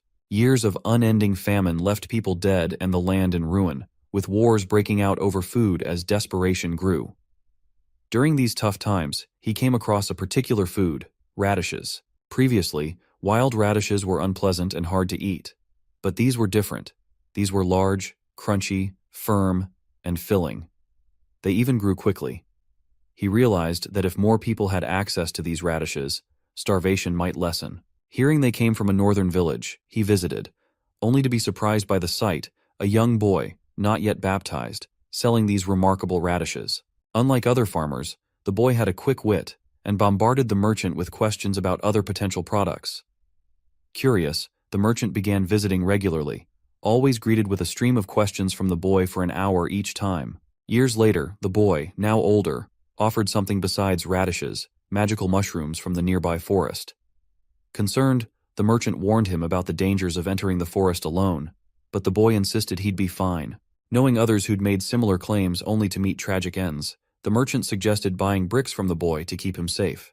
The boy produced identical, high-quality bricks, but before long moved on to tableware, which sparked the merchant's curiosity further. At first, he suspected the boy might be of noble blood or from a fallen family, but each guess was wrong. Later, after the boy's baptism, he astonished the merchant again by raising valuable horse-type work beasts from the eggs he'd purchased. What impressed the merchant most was the boy's constant drive for new ventures. When asked why he was so eager to make money, the boy explained he wanted to buy weapons to go to war, making the merchant wonder if he aimed to restore a fallen family's honor. But this guess was also wrong. Eventually, the merchant resolved to secure a strong bond with Ars, believing he might one day rise to nobility. To prepare for that future, he vowed to maintain a monopoly on the boy's work beasts and earn his trust. While lost in thought, the merchant hears Ars asking if they're going to continue shopping. Startled back to reality, he quickly agrees, mentally affirming his dedication to Ars and feeling a deep sense of commitment. Ars looks a bit surprised at this declaration of loyalty. Yet from that moment, the merchant's life starts to revolve around this remarkable boy from a distant land. The merchant, Ars, and his father return to their village by carriage. Ars' mother spots them approaching and warmly welcomes them home. Overjoyed to be back, Ars rushes to embrace her. Reflecting on the past few days spent in town, Ars recalls gathering everything he needed, including a saw to manage the numerous fallen trees left unattended after clearing the forest. He also brought home good liquor, fulfilling his father's request. Though he's earned money from trade with the peddlers, he notes that his funds are nearly depleted, but expects profits from selling work beasts to come in steadily. Carrying a basket of beast eggs entrusted by the merchant, Ars heads to his hideout and embraces Valkyrie, his prized work beast. He's decided to market the Valkyrie, a rare species of work beast, at a high price, comparable to an exclusive luxury item, like producing a limited series of cars for elite buyers. Ars realizes that for his business to thrive, he must understand the effects of horn removal on work beasts. The beasts presented to the Fontana family had their horns cut off, so Ars needs to investigate how this impacts their well-being and abilities. He is standing in front of the beasts with a saw in his hand. He hatched two beasts, so he decides to leave one with horns intact and another with its horns removed for comparison. Recalling his previous life, he remembers trimming deer antlers to prevent injuries, reassuring himself that work beasts are like livestock, and they are intended for practical use. Apologizing to the beasts, he firmly resolves to go through with the process, eventually cutting off the two sturdy horns. 2 days later, Ars observes both beasts. The one without horns remains in excellent health but seems unable to cast magic. He speculates that cutting a beast's horns inhibits its magic, similar to how humans who lose both hands can't use magic properly, as spellcasting often requires pointing. Thus, horns likely play a crucial role in magic use for work beasts. This insight, Ars considers, could be highly beneficial. The merchant had never encountered work beasts capable of magic, so a Valkyrie that could inject magic into its offspring would give him a loss in the market as he won't be exclusive anymore. Ars embraces the beast with its horns removed, relieved to find that the procedure doesn't appear to threaten its life. Reassured, he decides to remove the horns of all the work beasts he plans to sell to the peddlers. This way, he can ensure they remain strong, healthy, and manageable, while also preventing them from accessing magic, safeguarding his unique advantage in the business. Ars sits in front of the priest, who mentions that Ars has brought something extraordinary. Ars assumes he's referring to the Fontana family permit, and the priest confirms this, but clarifies he's not just talking about the license to sell work beasts. Ars reflects, thinking that in the village, the only formal writing he'd seen was the book from the baptism ceremony. On rainy days, when he couldn't go to the fields, he would come to the church to learn letters. His parents were both literate. Handing the letter to the priest, Ars listens as the priest reads it, explaining that the document officially acknowledges the cleared forest land as his. Ars notes that his father had arranged things so he could pay taxes in wheat, but the priest hints there's more to it. The priest highlights the true significance of the document as it not only grants ownership of the northern forest cleared land, but also permits tax payments in cash. Ars, a bit bewildered, hadn't realized the extent of the implications. The priest points out that the document doesn't specify when or where the cleared land begins, nor does it include exact field measurements. Paying taxes in money suggests the land does not need to even be agricultural, implying Ars could use it for any purpose. Ars, confused, asks what this means. The priest clarifies that the Fontana family has treated him like a ruling clan, effectively granting him privileges typically reserved for those who manage land within the family's territory. The priest explains further that ruling clans are entrusted with governance over land segments in exchange for certain rights, including monetary contributions and the provision of soldiers in emergencies. Although the Fontana aristocrats govern their territory, they don't directly control every part. Ars wonders aloud why he's been treated as a ruling family. The priest suggests that the Fontana family likely wanted to ensure he wouldn't relocate to another land to raise work beasts. Furthermore, as the third-born son, Ars's influence and achievements in land development were unexpected, rivaling even those of established ruling families. As Ars walks toward the fields, he contemplates his new role, realizing that he's somehow shifted into the responsibilities of a ruling family. It's a position beyond the reach of most children his age, and he decides that as long as he's underestimated, he'll take the opportunity to expand his land as much as possible. His focus now is on pioneering, so he envisions his strategy. Riding Valkyrie, he plans to travel through the forest, using magic to loosen the soil and fell trees. The hornless beasts will then drag these trees, piling them together, while he uses land-leveling magic to prepare the terrain. However, Ars knows that simply expanding the land won't guarantee increased income. His plan revolves around 4 resources to generate earnings: the working beasts, magical mushrooms, bricks, and crop yields like tweenies. Selling work beasts alone provides income, yet he needs backup in case sales slow, and he anticipates that demand for bricks could diminish soon. The mushrooms and fields require more manpower as well, leading him to consider hiring help. Living in a village where bartering is the norm, he realizes he'll need to manage his money carefully and decides to seek part-time assistance. At dinner, Ars consults with his family about potential villagers to help with his workload, and his elder brother, Baito, eagerly volunteers. Baito's enthusiasm is clear as he quickly jumps at the chance, insisting he's the perfect fit. Amused, Ars clarifies that he's looking for a part-timer, not necessarily a sibling. Baito, undeterred, assures him he's up to the task. Their mother chimes in, granting her approval as long as both Ars and Baito contribute to the household during the wheat harvesting season.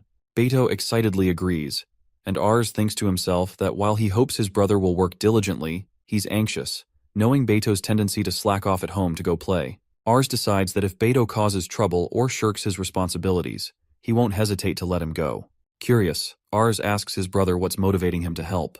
Baito confesses he wants a Valkyrie of his own, feeling it's unfair that Ars is the only one with a working beast to ride. Ars recalls that he's caught Baito attempting to ride Valkyrie without permission and notes his brother's deep admiration for the creatures. Baito explains that riding a Valkyrie stirs dreams of heroism. Many legendary heroes have ridden Valkyries to save princesses, a thought that captivates him, and so Ars officially hires his brother. Baito wastes no time visiting Ars's hideout, though he's unimpressed with what he finds. Declaring it looks like a jail in the middle of an empty field, Baito criticizes the setup as lacking appeal. Ars clenches his fists, noting how his brother's first reaction was to belittle his employer's building style. Ars stands outside, hands placing on the ground, releasing a deep breath. He muses that each day brings growth, making it an ideal time to test his skills. With an interest in architecture, Ars recalls a recent stay at a hostel during a visit to the town of Fontana, where he meticulously studied the building's structure. But he didn't rely on sight alone. He used his mana to perform an intensive scan, channeling it into the bricks, letting it disperse thinly across the entire structure. In this heightened state, he activated his memory preservation magic, creating a precise internal blueprint of the building's layout. The first attempt to scan an entire building had drained him, as he had mistakenly spread mana throughout both walls and empty spaces. His revised approach, focusing mana only through the bricks, enabled him to memorize the building's structure without error. Now, confident that avoiding empty spaces would conserve his mana, he aims to recreate the hostel in one go. Ars begins by channeling mana into the soil to produce the bricks needed for construction. Then, relying on his blueprint, he reshapes the mana into the building's form. Finally, he replaces the mana structure with actual bricks and mortar. The result is a successfully replicated hostel, though its structure was slightly unstable compared to the original, which had the support of adjacent town buildings. To address this, Ars builds 2 extension walls, one as a stable for the Valkyries and another as storage for his harvests. The extensions lack roofs for now, requiring additional work to cover them. Despite being unable to replicate the hostel's wooden doors and furniture, Ars is pleased. His replicated building, modeled after a professionally designed structure, is considerably sturdier than his previous hut, providing him a solid sense of achievement. The success in creating a structure so robust in a single attempt is undeniable proof of his progress. Ars feels excitement building as he prepares to move into his new base. Just as he's about to step inside, his father approaches with a serious look, asking for a moment of his time. Concerned, Ars listens closely as his father explains that the issue involves the lumberjacks. The matter leads Ars to seek out Maddock, a seasoned lumberjack who's been supplying him with logs for magical mushroom cultivation. Early in the morning, Ars stands before Maddock, explaining that he's heard the lumberjacks disapprove of his independent tree-cutting activities.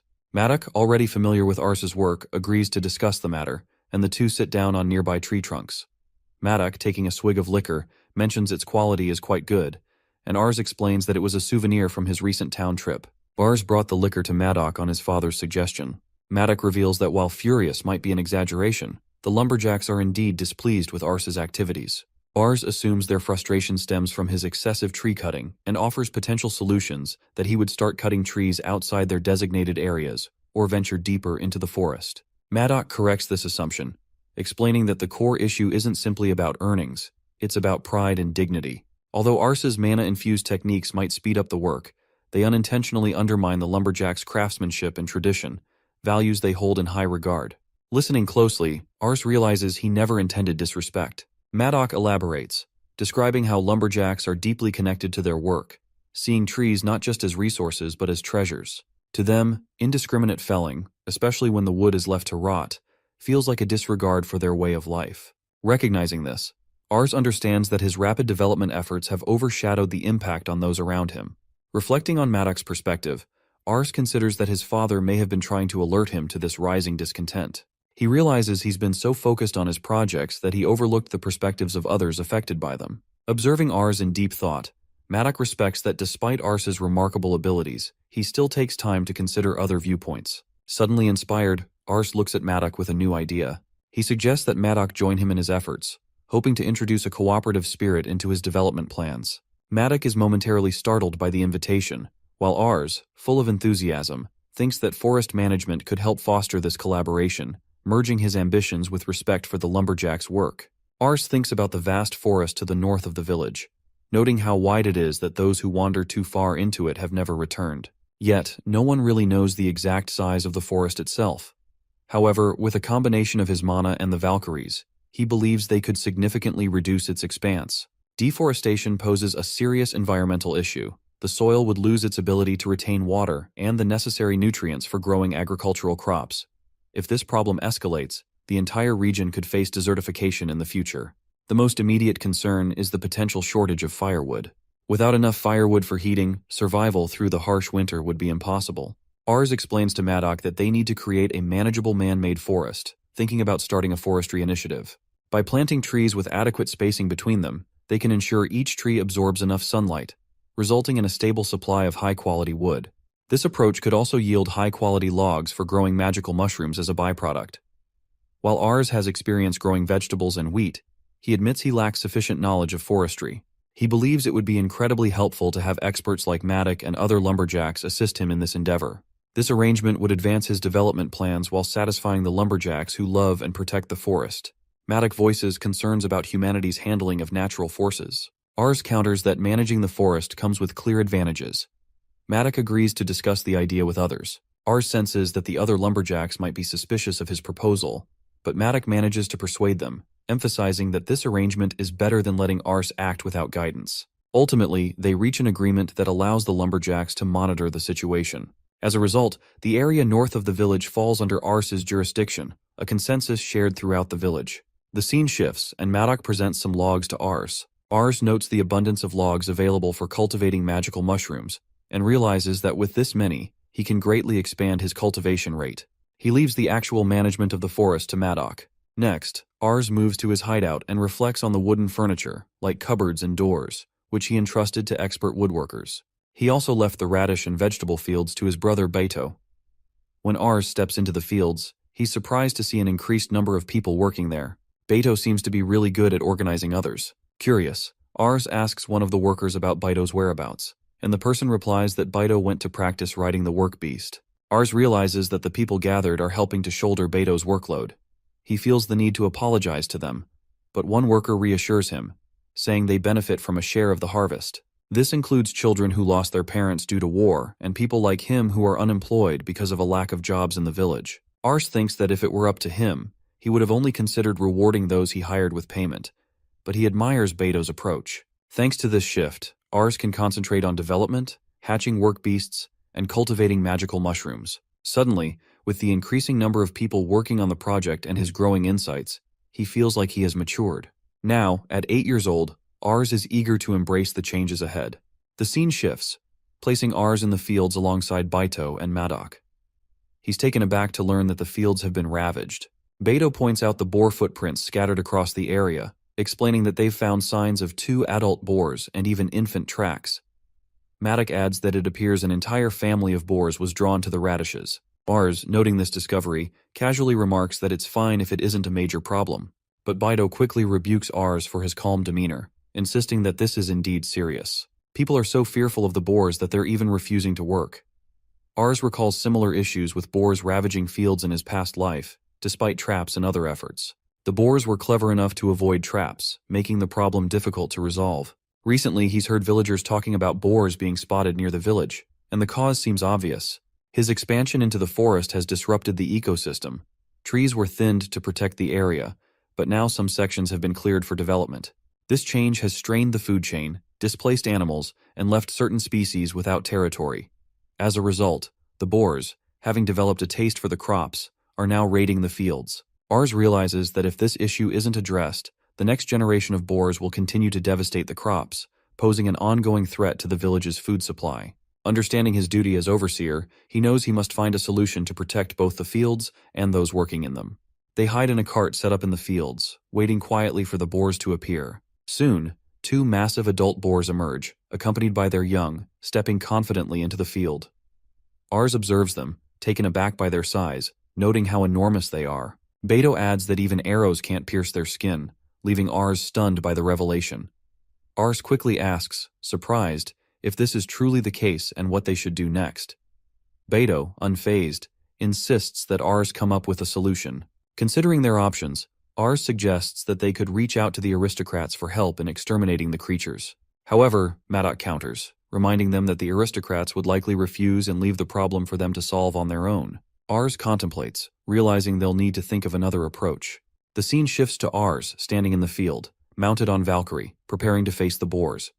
He steadies himself and signals Valkyrie to proceed as they had planned. From a distance, he observes the massive size of the boar and steels himself for the confrontation, fully aware that a direct charge or a clash with its powerful fangs would be disastrous. As he grips the reins, Valkyrie waits, her calmness helping Ars steady his nerves. With a silent understanding, Valkyrie bolts forward, the sound of the wind sharp against Ars's ears as they pick up speed. Aiming from Valkyrie's back proves challenging, so he decides to use his scattershot spell. Grasping a handful of stones, he releases them with the spell, sending them flying at high speed toward the boars. Ars notes that while he hasn't fully perfected the spell, he's starting to get a clearer picture of its function and purpose. Yet, he realizes his magic is somewhat weaker without direct contact with the soil. Suddenly, the boars roar and begin chasing after them, prompting Ars and Valkyrie to head into the forest. As they gain distance, Ars notes the speed of their pursuers, recognizing the challenge of keeping the pace while maintaining a safe gap. Everything is proceeding as planned, but he knows that his scattershot is only a part of their strategy. Just then, Valkyrie uses a physical enhancement spell and leaps forward, taking Ars by surprise with the sheer height they achieve, soaring high enough for him to glimpse birds flying beside them. Feeling Valkyrie's clear understanding of his intentions, Ars regards her as a truly reliable partner. When they land with a heavy impact, the terrain shifts, revealing a massive deep trench in the forest floor. The boars, caught off guard while chasing them, tumble into the trench. Ars surveys the scene and assumes they likely didn't survive the fall. Reflecting on the strategy, he considers that the only way to defeat such beasts was by combining his earth-based magic with Valkyrie's incredible speed. He pats Valkyrie and suggests they head home, and she nods in agreement, ready to return. This was Ars's first battle, and this is how it came to an end. Maddox stands in shock, unable to believe that Ars actually managed to defeat the giant boar. Beto is visibly pleased by the outcome, but Ars reassures them that things should be fine now. However, Beto looks at Ars with a knowing expression and asks what he means by that, revealing to Ars's dismay that there isn't just one giant boar causing chaos. Ars freezes at the realization as Beto explains that more of these great boars are ravaging the fields, and if any more appear, the task of handling them will fall to him. Inwardly, Ars can't help but fume at his brother's casual tone. He thinks back on the terror and difficulty of facing the massive beast, knowing he risked his life in the process. Yet, from that moment on, it became his duty to deal with the great boars each time they appeared. Ars is shown practicing his scattershot spell, realizing that long-range attacks are necessary to keep those giant boars at a safe distance. By defeating his first giant boar and a few others, he's honing his magic attacks. He's able to fire multiple stone shots shaped into arrowheads, even managing accurate shots while riding Valkyrie. Although the power diminishes over distance, he can shoot effectively from 20 to 30 meters away. The process of solidifying scatter shot into a formal spell is going well, but it's still not powerful enough to kill a boar on its own. Preparing a huge pit for each encounter is tedious, so Ars considers an alternative, building a defense to protect the fields instead. Ars thinks about using a sturdy fence like the defensive wall around the village, noting the wisdom in creating barriers to ward off external threats. He decides to build walls along the border between the forest and the field, including areas planned for future cultivation. These walls would serve as a reliable safety barrier for the workers. He recalls the damage left on his previous makeshift traps after the boars rammed them, concluding that the new defense walls must hold against boars up to 3 meters in size, giving people enough time to escape if necessary. Ars begins by creating 5 by 5 meter blocks for the wall. The walls are thick, filled with sand inside for added density, though he's unsure if this structure will withstand the pressure. He can only make 5-meter wide sections at a time, so he plans to connect multiple blocks. Ars reflects on his expanding mana capacity, which seems to grow every time he builds something, giving him confidence to attempt larger creations. Turning this wall-building technique into a spell would simplify the task, but solidifying a spell takes time. To imprint a spell, he has to cast the same magic repeatedly while chanting to preserve the image and conditions. It took months to figure out how to create the brick spell, requiring him to chant over and over. However, wall creation proved easier than scatter shot, likely due to his experience building the hostel. By channeling his mana into the structure and casting memory preservation, he's able to replicate the magic consistently, resulting in a faster learning curve. Now that the wall creation spell is ready, Ars brings 5 horned Valkyries, who, after their naming, can also replicate spells he's mastered. Together, they start constructing the wall, taking occasional breaks to eat magical mushrooms for mana recovery, which proves effective. Eventually, Ars manages to complete a sturdy 4-kilometer, 4-sided wall around the fields. Ars shows the wall to Beto, who examines it by knocking on it and checking its quality. Beto admits it's amazing but points out that he can't see where the entrance to the fields is. Ars's eyes widen as he realizes he hadn't thought about an entrance. Beto suggests making a road leading to the entrance to make it easier to find. Ars agrees and thinks it's a good idea. Ars reflects on how he's actually tried making roads before, though without much success. He decides to take this chance to create a proper road and sets up 2 entrances, one towards the village and another towards the forestry area. Reflecting on the road itself, Ars considers that concrete and asphalt look nice but require high maintenance. He recalls a type of road from his past life that could last over 1,000 years. The cobblestone streets made by the ancient Roman Empire. He remembers the basic steps, digging a hole the width of the road, filling it with rocks and gravel, topping it with clay, and finally laying down stone pavers of a certain thickness on top. Elevating the center of the pavement and covering the whole area adds a slight incline, which helps with drainage and prevents the road from collapsing. However, paving in a straight line is essential, as even a slight error in the angle calculation could lead to a huge deviation from the destination. Ars manages to construct the road. Though he's not entirely sure how to maintain it, he figures it won't be a problem if he turns it into a spell with the Valkyrie's help. Ars is sitting in thought when he hears a voice from behind. Turning, he sees Carl, the youngest sibling who recently finished his naming session. Noting it's rare for Carl to be here, Ars greets him. Carl explains he came to hang out after helping home, and mentions how Ars and Beto are always so busy that they come home late. Carl, noticing Ars's frown, asks what he's thinking about. Ars admits that the window glass he made didn't sell at all. Carl mentions the transparent boards piling up in the storage room, something their mother has been complaining about. Ars reflects on how he got the idea for this product while wandering through town, but Carl suggests that people here aren't interested in changing their way of life. Ars realizes, in a barter-driven economy, people won't spend money on non-essential items, even if they're high quality. Carl then shares that if he could choose, he'd like to have the beautiful furniture in Ars's room, something he admired on his last visit. Ars mentions that it was crafted by skilled lumberjacks, but Carl, drawn to the strong scent of the wood, points out that the lumberjacks don't sell their furniture. Ars wonders if it might be because furniture is too heavy to transport, but Carl explains that villagers take good care of their furniture and don't need replacements. Selling in town could be an option, but only if people could afford a work beast to pull a cart. Impressed by Carl's insight, Ars realizes the potential in this idea. Considering it further, Ars thinks selling furniture could be interesting and decides to speak with the lumberjacks about it. Carl is supportive, hoping the plan works out. Ars reflects on how he's always wanted to create something that didn't rely on his magic. Now that he's expanded his lands and created a surplus, he wants to help others in the village achieve steady incomes too. To make this happen, Ars knows he'd need to build a workshop and hire people to produce furniture, effectively starting a company. Carl is impressed by Ars's ambitions, and he admires how much Ars has accomplished. Ars reassures Carl that he'll also be able to do great things in the future, but for now, he should keep playing and enjoying his youth. Carl, smiling, points out that Ars is only 2 years older and technically still a kid himself. He also expresses his wish to learn magic, recalling how Ars has been teaching Beto. Reflecting on his past attempt to teach Beto, Ars remembers how their mother wasn't pleased, prompting Carl's curiosity about what had happened back then. Ars remembers, it happened back when he was trying to improve the quality of radishes in the backyard. Beto brother had come over and questioned him, wondering how he could carry such heavy weights despite being smaller.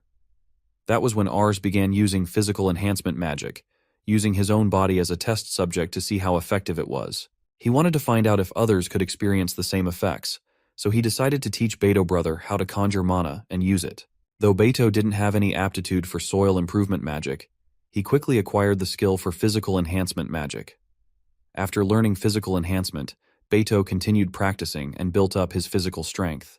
He started getting into fights with other kids in the village, not that Ars knew exactly why, but it wasn't unusual for kids to start fights over something they didn't like. Beto became invincible among his peers, which some of the other kids resented. They even brought older kids as backup. But despite that, Beto continued to reign over them all. Ars tells Carl that, to be honest, with Beto brother's magic technique, he couldn't have enhanced himself to that extreme. He always had a larger body than the others. Ars actually thinks Beto was strong to begin with. However, Beto brother started coming home with more bruises. The older kids, unable to win one-on-one, began to gang up on him. Despite this, Beto brother didn't falter. He stood right back up, no matter how many times he was defeated. Through these fights, his battle prowess grew even further. Beto kept fighting and skipping out on work, despite countless warnings, to the point where their mother would burst into tears from time to time. At long last, there was no one left to oppose Beto brother in their village. Carl, surprised, asks if something like that really happened. Ars continues, saying that it was this experience that made him realize he shouldn't teach magic irresponsibly. But if Carl still wants to learn magic, he's willing to teach him. Carl, who is a smart boy, not like the musclehead Beto, responds with excitement, asking if it's really okay. Ars explains that, for example, by concentrating mana to the brain, one could increase memory, calculation speed, and thinking abilities. Ars intends to teach Carl magic that will make him smarter. To be honest, Ars reflects on his actions, but doesn't regret teaching Beto brother physical enhancement. Beto's skill at handling people in the village now is largely because of his fighting ability. However, Ars would rather have Carl focus on using magic to enhance his mind instead of his muscles. He wants Carl to learn how to read and calculate, aiming to prepare him as the administrator the village desperately needs. If Carl succeeds, he could really help Ars with his work. The scene shifts, and a foreign man stands in front of Ars, Carl, and their father. He introduces himself as Gran, a traveler engaged in the trade of items made from item creation magic. Gran mentions that he's heard rumors of this village subjugating giant boars, and has come to see if they're true. Ars, Carl, and their father are caught off guard by his accent, and seeing their surprise, Gran explains that everyone speaks like this in his hometown. Ars then asks if Gran is from the east. Gran confirms that he was born in the eastern lands, and Ars asks him curiously if it's an island country. Gran clarifies that it isn't an island, asking if Ars knows of a place like that. Ars admits he doesn't, and tells him not to worry about it. He then welcomes Gran, saying that while the carriages of the giant boar aren't fully intact, Gran is welcome to take a look. Gran expresses his gratitude and mentions he would like to meet the person responsible for subjugating the giant boar. Ars replies that he's the one who did it, surprising Gran, who didn't expect a child to be responsible. Ars explains that he used a trap and had a partner's help. Gran, still in disbelief, says he'd heard about fierce giant boars attacking a village near the northern forest. Ars assures him that the boars are indeed quite ferocious. As they talk, Beto joins in, commenting that, in the end, they're just really big boars, so he doesn't understand Gran's fascination. Gran explains that giant boars have the ability to cast hardened magic on themselves, which surprises both Ars and Beto. Ars realizes that this must be why they couldn't pierce the boar's hide with arrows. Gran confirms, adding that materials from creatures who can use magic are valuable for crafting items. For example, a weapon made from a giant boar's fang can be stronger than metal. Ars, excited, thinks to himself how lucky it was that he kept the fangs instead of discarding them. Gran explains that he travels in search of special materials for his item creation. Ars, filled with excitement, asks if Gran can really craft weapons from giant boar fangs. Gran confirms, and Ars eagerly asks if he could make a weapon for him, assuring Gran that he'll pay for it. The scene shifts, and Ars and Gran stand before the giant boar's fangs. Ars asks what Gran thinks about them, and Gran examines the fangs closely. With amazement, he remarks that it's incredible. This is a real fang from a magical beast, and Ars even managed to kill it while it was casting magic, leaving traces of mana on it. Ars is curious about the term traces of mana. Gran explains that subjugating a beast while it's casting magic results in higher quality materials, as the conductivity of mana in weapons made from these would be much smoother than in average weapons. Realizing the potential, Ars exclaims that they could make a very strong weapon from this giant boar's fang. Gran agrees, but then points out a problem.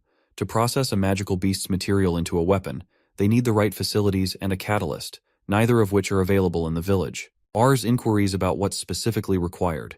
Gran explains that they need a furnace capable of handling high temperatures and a mana core from a magical beast as a catalyst. While Ars understands the need for a furnace, he's unsure about a mana core. Gran clarifies that a mana core is a rare part of a magical beast necessary for casting magic, making it a rare catalyst. Ars shows him a Valkyrie horn and asks if it could work as a substitute for a mana core. Gran carefully examines the horn, treating it almost like a precious artifact, and after a moment says he believes it could be used as a mana core. Ars is thrilled by the news. Surprised, Gran asks if these horns are from local work beasts. Ars confirms it, and he is surprised that Gran recognized it. Gran mentions that he's aware of work beasts capable of using magic, and has heard of places where people extract mana cores from these creatures for research. Ars is taken aback, realizing he wasn't aware that work beasts could use magic, and thinks about re-evaluating the value of his Valkyries and his relationship with the peddler if this was kept from him. With this new understanding, Ars tells Gran the last thing they need is a furnace that can withstand high temperatures.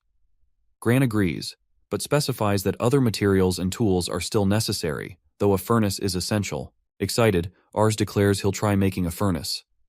He thinks about the bricks he made, believing they might be more fire-resistant than clay, though he isn't sure about their heat tolerance until he tries. But for the chance of obtaining a weapon, he's willing to test it. Gran, however, cautions that even if they manage to build a furnace that can contain the fire, they'll need wind to increase the temperature, which means they'll need bellows. Ars, disheartened, points out that bellows are usually made from wood, which is outside his control since he can only work with soil. Gran, his eyes lighting up with excitement, encourages Ars, telling him that no good weapon can be made if they give up now, proposing they tackle it together. Ars, seeing Gran's passion, realizes he underestimated the dedication of a creator to his work. The scene shifts to Ars sipping a mana potion. He remarks that it tastes like tea and mentally runs through the recipe, drying the magical mushroom, boiling it, grinding it into powder, mixing the powder into boiling water, and stirring well, and then comes out a completed mana potion. Ars thinks it would be more like a mysterious elixir, but instead, it tastes like a tea he remembers from his previous life. Gran observes that, thanks to the charcoal, they could maintain a constant boiling temperature, which improved the potion's quality. Ars then asks what weapon Gran plans to make with the magical mushroom catalyst. Gran explains that he intends to create defensive armor this time. Using the fur of a giant boar, he'll craft leather armor, tanning the fur by soaking it in the mana potion for several days to turn it into a magical item. Although it won't be as powerful as the Kugaken crafted from the boar's fang, it will be much sturdier than typical leather armor. Ars is impressed by Gran's versatility in item creation, and expresses his gratitude for Gran's presence in the village. Gran reminds Ars to prepare for several sleepless nights ahead. Ars thinks that while Gran is indeed remarkable, he's unaware of how he unintentionally robs people of sleep. Ars is glad he created a meditation spell in the past that helps recover from fatigue, as if he'd had a full night's rest, allowing him to keep up with Gran's relentless schedule. He reflects that without the spell, he would have collapsed from exhaustion by now. After days of work, the leather armor is finally complete, looking exceptionally well made. However, it's crafted in a larger size than Ars. Gran asks if that's all right. Ars replies that making it in his current size wouldn't be practical, since he wouldn't be able to wear it once he grows up. Ars remarks that the armor is an extra gift for his brother, Beto, since he's been a great help in the fields. He adds that he'll use the armor himself once it no longer fits Beto. Gran reassures him, promising to make a new one for Ars when the time comes. Gran then asks what they should create next, but Ars suggests they pause for now. He proposes that instead, Gran could teach his workers to make similar products. Gran agrees, though he admits he prefers creating new things himself. Thinking of something challenging that might ignite Gran's creativity, Ars makes a suggestion. He asks Gran to design a building with the limited bricks available, the same quantity Ars used to construct 2 store hostel buildings. This constraint would allow Ars to reproduce the building with his memory preservation magic, as long as it's within those limits. Ars tells Gran that if he can create a suitable housing structure for himself using these bricks, Ars could later recreate it with his magic. He adds that Gran may use mortar to maximize space efficiency within the structure. Intrigued by the challenge, Gran accepts, finding the restrictions an exciting twist. Ars watches as Gran begins his work, then thinks to himself that he has a few ideas he'd like to test on his own as well. Reflecting on the powerful Kugaken sword Gran crafted from the giant boar's fang and Valkyrie horn, Ars realizes that the material's unique properties allowed the sword to gain the harden ability. Inspired, he wonders if combining different materials might yield other magical effects. Gathering his resources, a fang from the great boar, a Valkyrie horn, heat-resistant bricks, magically infused clay, and mana potion, Ars sets out to experiment. His plan is to create more sturdy bricks, but using an unconventional approach. Typically, bricks are hardened before mixing with other substances, yet he decides to break down the bricks, mix them into clay, and apply heat afterward. Determined to leverage knowledge from his previous life, Ars decides to blend the powdered bricks with the horn, fang, and clay, adding boiled mana potion to the mix. To maximize his chances, Ars crafts several samples, each with varying proportions of the materials. After shaping each mixture carefully, he places them in the furnace, hoping for a breakthrough. Yet the initial trials result in a series of failures. Determined, Ars realizes he may need to adjust not only the amount of mana potion, but also the number of times he kneads the mixture, preparing to continue refining his technique. After numerous attempts, Ars finally succeeds in creating a remarkably sturdy brick. Examining its smooth, marble-like finish, he notes that this one stands apart from the reddish-brown bricks he previously made. He names it hardened brick and reflects on the impact of incorporating catalysts and specific materials, which elevated the quality far beyond his earlier work. Ars realizes this achievement fulfills a long-held goal, which was to create a brick as strong as metal. Despite his efforts, he had struggled to reach this level, often finding that his past life's knowledge and conventional methods held him back. By working through each stage by hand, he was able to break free from those limitations and push his skills further. Even though he succeeded with this brick, Ars considers it only the start of further experimentation. With a sense of satisfaction and ambition for what lies ahead, he casts memory preservation magic on the brick, ensuring that he can replicate its unique properties in the future. Ars places his hands on the ground, focusing his magic to recreate the brick. By applying principles similar to his building creation magic, he manages to craft a new spell he calls Hardened Brick Creation. Now, without needing horns or fangs, he can generate these hardened bricks purely through magic. As he uses the bricks to pave roads, he observes that the result diverges from the traditional Roman-style cobblestone he had envisioned. Instead, it resembles a smooth marble floor. To achieve the cobblestone effect, he realizes he would need a separate spell, Road Replacement. Despite his efforts, this spell doesn't quite work with hardened bricks. However, the even surface of the marble-like road turns out to be an advantage, providing a smoother path for carts. Ars decides to elevate the sides as a safety measure for pedestrians, enhancing the overall functionality of the road. The scene shifts, and Ars stands before a building crafted by Gran, feeling a surge of joy at its unexpected spaciousness. Gran explains that he incorporated numerous windows to save on building materials. He proudly points out that he's completed the project to Ars's specifications, incorporating an arched doorway and glass windows. He got the idea after hearing from Carl that Ars had left unsold glassware in the storeroom. Ars considers the use of arch architecture and realizes that Gran's design not only conserves materials, but also boosts the building's sturdiness, as stone materials are highly resistant to compression. This approach was a wise solution, combining durability with efficient use of resources. Ars compliments Gran, remarking on how spacious and open the building feels thanks to the windows. Gran, with a pleased smile, responds that he's glad Ars appreciates it. Eager to show his gratitude, Ars offers Gran any reward he might desire. Gran takes the opportunity to request the right to build his own house on the land. Surprised, Ars asks if he truly wants a home here. Gran explains that although he's a traveler, he would like a place to return to without concern, especially since he feels that life around Ars is filled with fascinating possibilities. Reflecting on his decision, Ars recalls how other villagers have asked to live within the walls surrounding the fields, requests he's been declining to maintain privacy, especially since the Valkyries reside in the area. But he recognizes that a creator as talented as Gran is a rare find, and granting his request feels right. With a smile, Ars agrees, allowing Gran to settle there. And so, Gran becomes the first person to reside in Ars's territory. Ars reflects on his eldest brother Hector's recent marriage, noting how unusual it is to marry at just 14, even in this world. With their house becoming increasingly crowded, Hector and his new wife have moved into an expanded section of the storeroom. In this society, it's common for the eldest son to inherit the house and land. If their father, the head of the family, were to pass away, Hector would receive both house and land, which would then pass down to his eldest child. If other siblings remain without jobs, they typically stay at home, serving as laborers for the family. Despite these customs, Ars deeply values the harmony within his family and wishes to stay with them for as long as possible. However, he's been planning his own independence since the age of 5. With this in mind, he resolves to leave his parents' home and embark on his own path. Ars and the Valkyries stand in the fields, ready to start preparing the land for development. First, he plans to move the base near the southern wall to the middle of the land. Next, he will recreate the housing designed by Gran, using the same amount of mana he used for the hostel, but swapping the materials from normal bricks to hardened bricks. Using the hardened bricks, he creates 4 1-kilometer walls surrounding his house. Ars paves roads starting from the middle using road placement magic, connecting them to the 4 outer walls. He intends to place Gran's house in the southern area near the road leading to the village.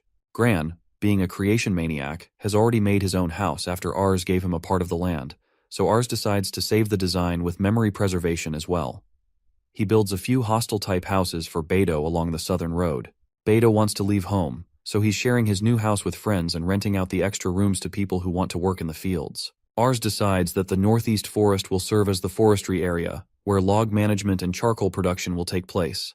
Lumberjacks like Maddock and woodworkers have already moved into the area, though it still needs development in the future. Lastly, the central area will be his house, which contains the living space for the Valkyries, as well as the cultivating grounds for magical mushrooms.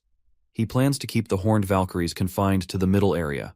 This is how he proceeds with the development plan for the land. By the time he finishes preparing to move into his new house, he is already 9 years old. The scene shifts, and Ars is cooking food while the peddler stands behind him. He mentions he's heard that Ars gave away some land to a traveler, and asks why he didn't say anything about it to him. Ars replies that he doesn't think a peddler needs land. The peddler insists that he doesn't plan on being a traveling merchant forever. He wants to have his own shop too, which is exactly why he wants Ars to give him his own land as well. Ars points out that the peddler lied, saying there were no work beasts that use magic. The peddler responds that he didn't know they existed, and he also didn't know Valkyries use magic, so aren't they equally guilty? Ars thinks to himself that he knew the peddler would be fixated on Valkyries being able to use magic. He mentions hearing that work beasts capable of using magic are considered luxury products, but he's only sold Valkyries that had their horns removed, so none of them could use magic. Selling Valkyries that can use magic comes with many demerits. Ars tells the peddler that he will let him open a shop there. The peddler is thrilled and says he would love it if it was a food shop. Ars replies that he will think about it, admitting he trusts him to a certain extent. The peddler then shares that there's a rumor going around about a group of dangerous people in the area. Ars, surprised, asks what he's talking about, and the peddler clarifies that they are talking about him. He's considered dangerous. Ars is taken aback, asking how that could be when he's the pure and angelic one. The peddler suggests they not talk about how Ars evaluates himself for now. Ars protests, saying he hasn't done anything dangerous. The peddler explains that the nobles governing the area could be unsettled by the sudden appearance of a giant fortress surrounded by walls being built. It's almost tax payment time, so the tax collectors will be coming soon, and Ars needs to be prepared to answer their questions. Ars says, "I do have permission to govern this land, so it won't be a problem." Ars explains that the poll tax and land tax are collected every year in the form of wheat harvest. The villagers gather the wheat in one place, and the village head is sent as the representative to meet with the tax collector. Ars pays his taxes in gold, which is why the tax collectors come to his house to collect the payment. Because of this, he has to show them some hospitality whenever they visit during tax season. Usually they would just have a meal and collect the gold before going back, but this time the tax collectors said a requisition would be conducted on Ars's land north of the village by the Fontana family. Any object on the land, including personal belongings, will be considered the property of the Fontana family. Ars, at the north of the village, will be placed under the protection of the Fontana family. While all of this is happening, Ars thinks this was what the merchant was talking about. The tax collector tells Ars that there may be some dangerous individuals lurking in the area, and that he, who is raising work beasts, will be protected by this measure as well. Ars realizes how a rideable work beast can be considered a strategic item. He thinks that as a measure to protect beast breeders, this move might make sense to most people. Even though his freedom might be restricted, he would never have to worry about food or war. He would have a guaranteed livelihood. He thinks he might be happy about this if he were just an ignorant child living his whole life in a poor village. However, he is different. He has memories of a rich and free world, memories of his past life. He refuses to accept being livestock that only exists to incubate eggs. Ars hears a loud noise and thinks it came from the stable behind the house. He rushes to the stable, with one of the tax collectors following him, asking what the noise was. Ars ignores him and enters the stable, thinking Carl is in there. The tax collector enters right behind him. Inside, Ars sees Valkyrie and Carl lying on the ground, drenched in blood, side by side. A man with a bloody sword stands beside them, filled with anger. Ars calls out their name. The man turns toward him with his bloody sword, asking angrily what Ars wants. Does he plan to get in his way as well? The man explains that he just said he was taking the beast, and this kid jumped at him. Ars stands there, terrified, as the man tells him not to act so high and mighty before trying to hit him. The scene shifts to Beto entering a room where Carl is lying on a bed, unconscious, while Ars sits beside him, shaking. Beto asks if they are both okay. Ars replies that yes, he's fine, and that Carl is okay too. He's just unconscious. He thinks the Valkyrie protected him, explaining that Carl has a cut on his forehead, but his injury is light compared to the amount of blood loss. Beto asks about Ars, wanting to know if he's okay. Ars recalls how the man was about to hit him before he used his scattershot spell on the man and killed him. Ars tells Beto he's fine, adding that he doesn't have a single scar on him. Beto clarifies that he's not talking about physical injuries and decides to drop the topic.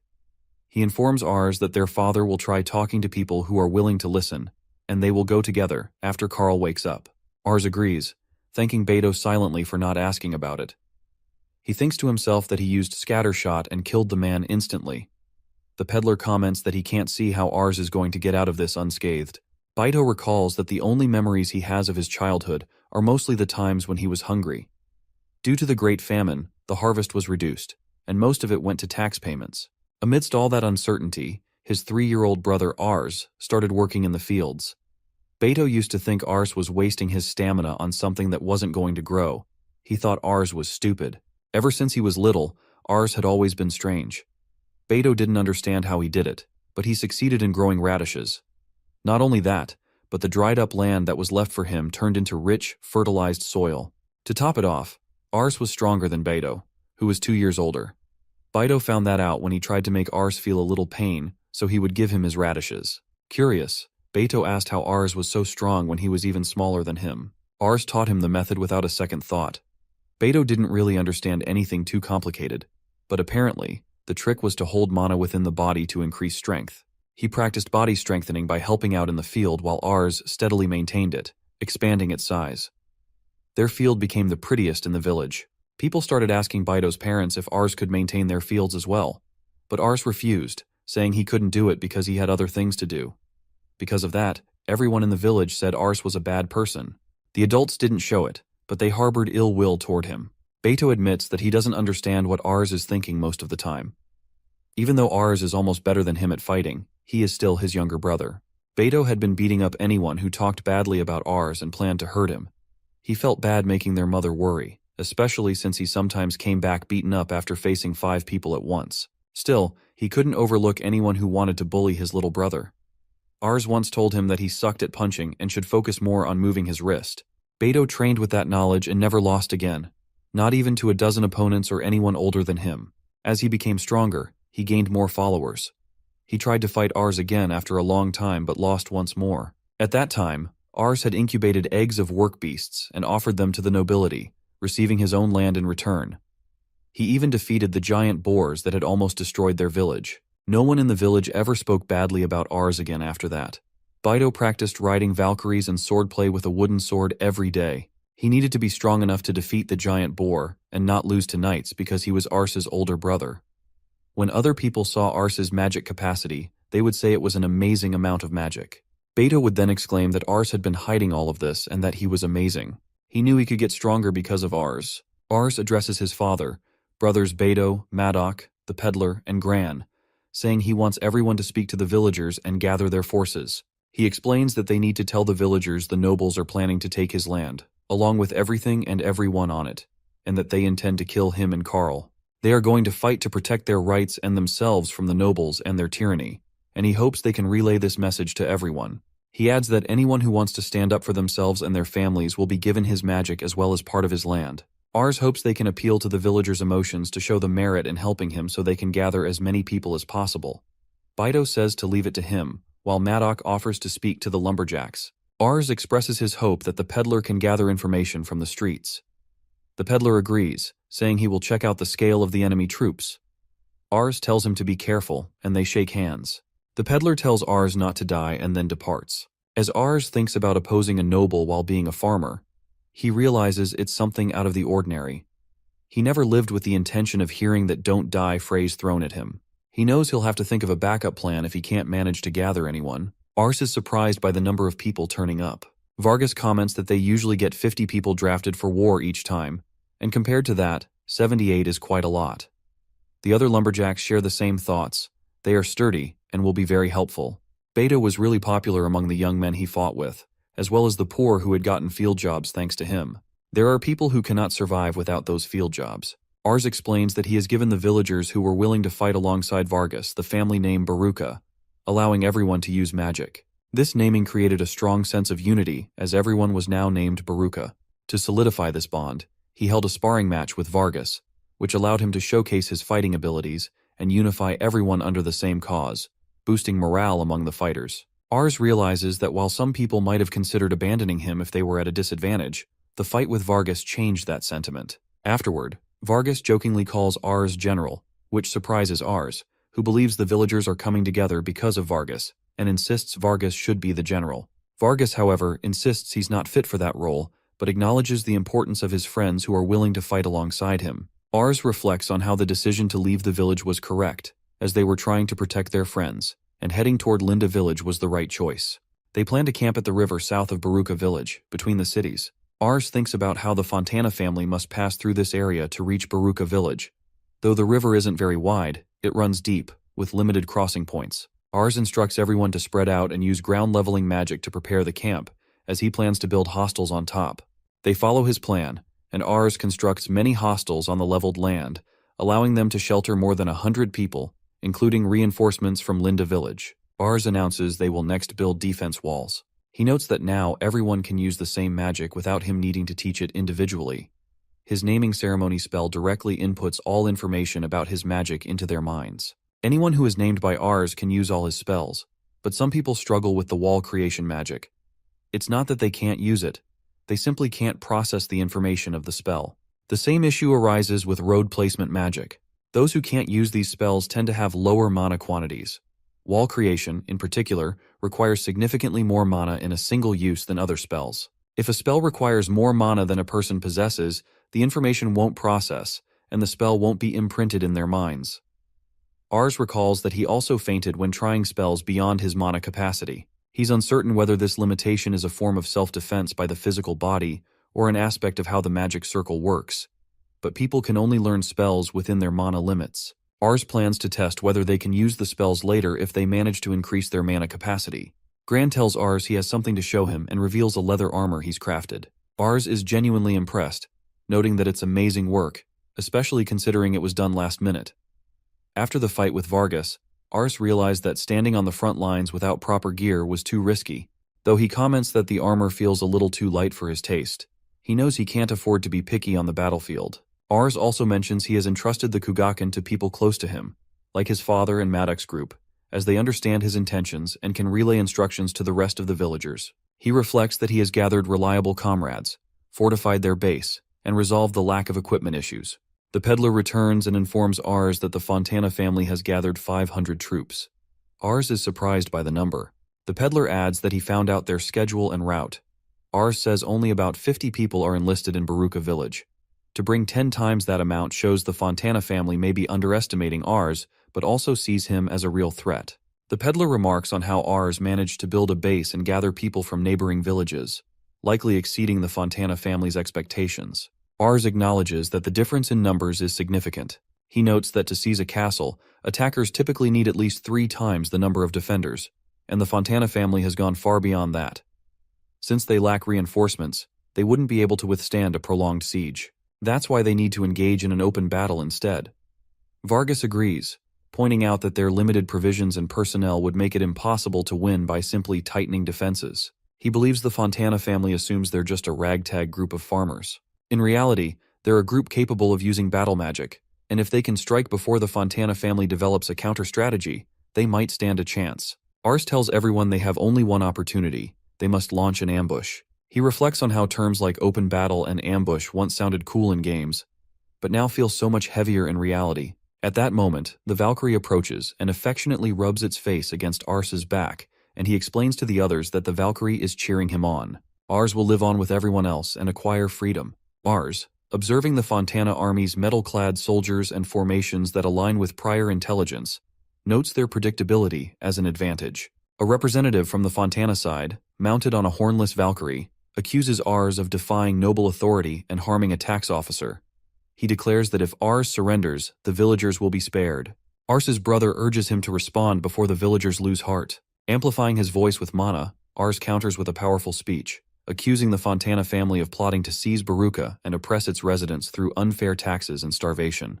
He declares that Baruka's people will no longer tolerate the nobles' tyranny and urges them to fight for their freedom. Inspired, the villagers charge forward, catching the Fontana soldiers by surprise. Charging ahead with enhanced strength, Ars wields a spear made from hardened brick, sending soldiers flying with each swing. His unexpected power demoralizes the conscripted soldiers, allowing him to break through their lines with ease. Ars drives forward, knowing his true target is the Fontana commander, the key to winning the battle. Beto calls Ars' name from behind, telling him he's charging in too far alone. Ars is aware he's on horseback, but he is still putting too much distance between himself and the Baruka army. He thinks that with physical enhancement and scattershot, their soldiers are of much higher quality than the enemy's. Even as a kid, he can enhance his strength enough to send adults flying. He notices the enemy's magic seems much weaker than he expected, reasoning that it's likely because he's been refining his mana pool since he was a baby by drawing mana from the air and his food, while others rely only on the natural mana within their bodies, which is far weaker. Ars tells Beto and Vargas to come with him, instructing Dad and Maddock to lead the others in pursuit. Their goal is to target the armored group at the center of the enemy's formation.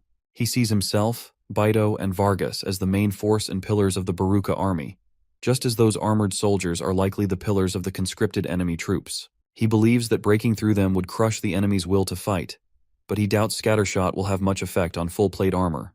These armored soldiers also seem to have far more mana than the others, so they're bound to put up a strong defense.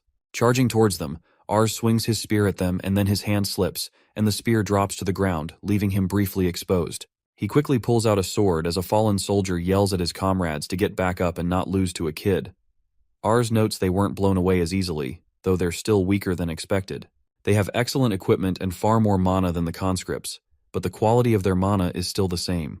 By contrast, Ars's mana is thick and viscous, which he realizes greatly amplifies his power.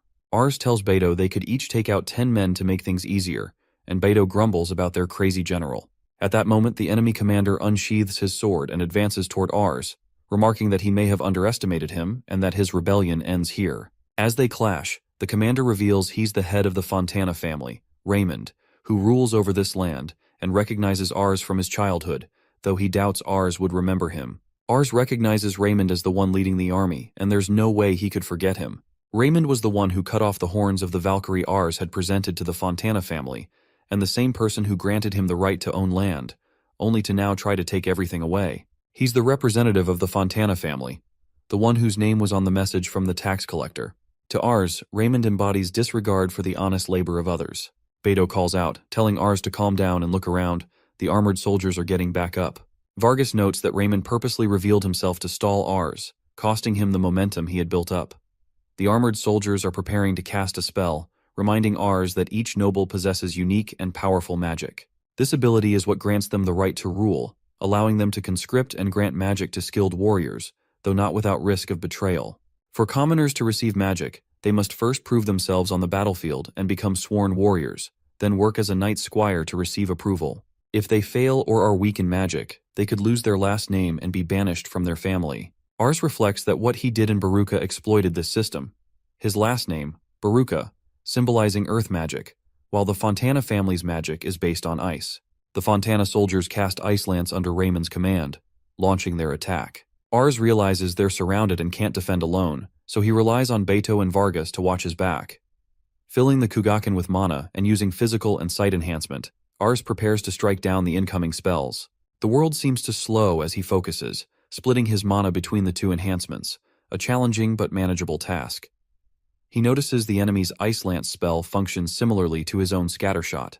Vargas is taking damage, hardening his sword and body, but not immune to injury. Since dodging would put Ars and Beto at risk, Vargas endures the hits, impressing Ars with his resolve. Back when Ars gifted Raymond the Valkyrie, he could only watch as they cut off its horns. Now, he's much stronger and has reliable comrades by his side. Beto, noticing the assault has finally ceased, praises the Valkyrie's effort, then jumps off when he sees it's hit by an Ice Lance, charging toward the knights. Ars asks Vargas to cover Beto, knowing that Beto's Kugaken and physical enhancement alone won't be enough to penetrate the knight's armor. But to Ars's surprise, Beto's strength allows him to smash through the armor, revealing a strength Ars hadn't noticed before. With Beto drawing attention and Vargas covering his back, Ars sees an opportunity to end the battle. Raymond, surprised by Ars's strength and magical sword, comments on his enhancements and wonders how he acquired such power. Ars dismisses his question, sensing Raymond still believes he holds the upper hand. Raymond then expresses regret that he can no longer persuade Ars to step down, and Ars realizes Raymond isn't just a figurehead. Raymond's sword exudes an incredible amount of mana, much more than the Kugaken. Raymond declares this will be Ars' end and charges, his sword engulfed in ice. When their swords clash, Ars is shocked to see his blade break as Raymond reveals the Ice Spirit sword. The blade coats Raymond in ice, putting Ars at a disadvantage due to its greater reach. Every time Ars cuts into the ice, it regenerates, worsening his position. Though enhanced with mana, Ars is being pushed back, ultimately falling from his Valkyrie. He realizes he can't outrun Raymond on foot, so he uses Scattershot to target Raymond's horse, forcing him down to equal footing. Though Raymond's enhancement is still stronger, Ars knows this is his chance. Preparing to strike, he's interrupted by knights rushing in to save Raymond, ruining the opportunity. Ars swings at them, frustrated by their coordination and the power required to break through their armor. Despite their strength, he feels he can still manage by redistributing his mana carefully. Ars, drenched in sweat after defeating all the knights, feels the weight of exhaustion pressing down, but knows he can't let his guard down just yet. Raymond, noticing Ars's fatigue, steps forward and remarks that Ars must be out of stamina. He urges Ars to stop his futile resistance, but Ars counters, saying that Raymond is the one who should surrender. Suddenly, the ground begins to tremble, surprising everyone. Smiling, Ars reveals that Raymond has fallen into his trap. Meanwhile, Peddler guides a group of Valkyries toward the battlefield, instructing them to follow the river. Ars had anticipated that a typical surprise attack wouldn't suffice, especially with limited forces to deploy. But now he set his powerful trump card into motion.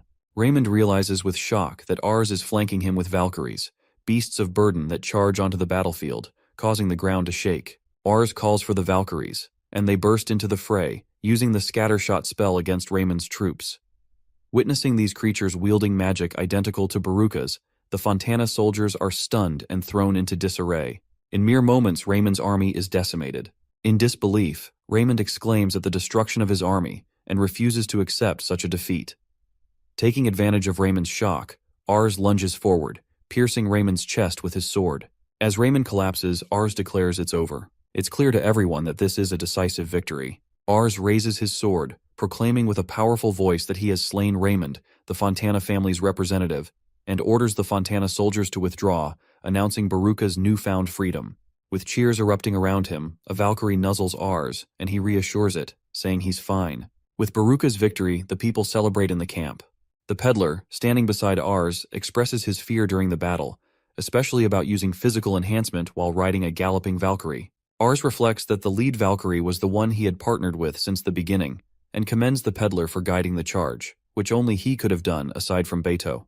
The Peddler, impressed by their efforts, warns Ars that the Fontana family has more troops. Ars acknowledges they still have a larger army, but explains they gained crucial advantages, such as weapons abandoned by fleeing conscripts, as well as about 200 defectors joining Baruka and Linda, thinking they now held the upper hand.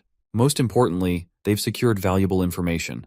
Vargas approaches and confirms the captured knights, who have fought together since they were commoners, were willing to talk. Ars reflects that the 6 captured knights are invaluable for intelligence, revealing that Fontana's forces comprise 5,000 conscripts, with the ability to raise about 7,000 to 8,000 more. Failing to quash the 2 rebelling villages would be a major embarrassment for Fontana, potentially inviting interference from other nobles. Realizing this would be a war of attrition, Ars stresses the importance of displaying their strength to deter future conflicts. To establish their power, Ars proposes building a castle as both a defensive stronghold and a symbol of authority. While the world lacks advanced sciences, castle construction is generally rudimentary here, so he suggests adding a moat by the river.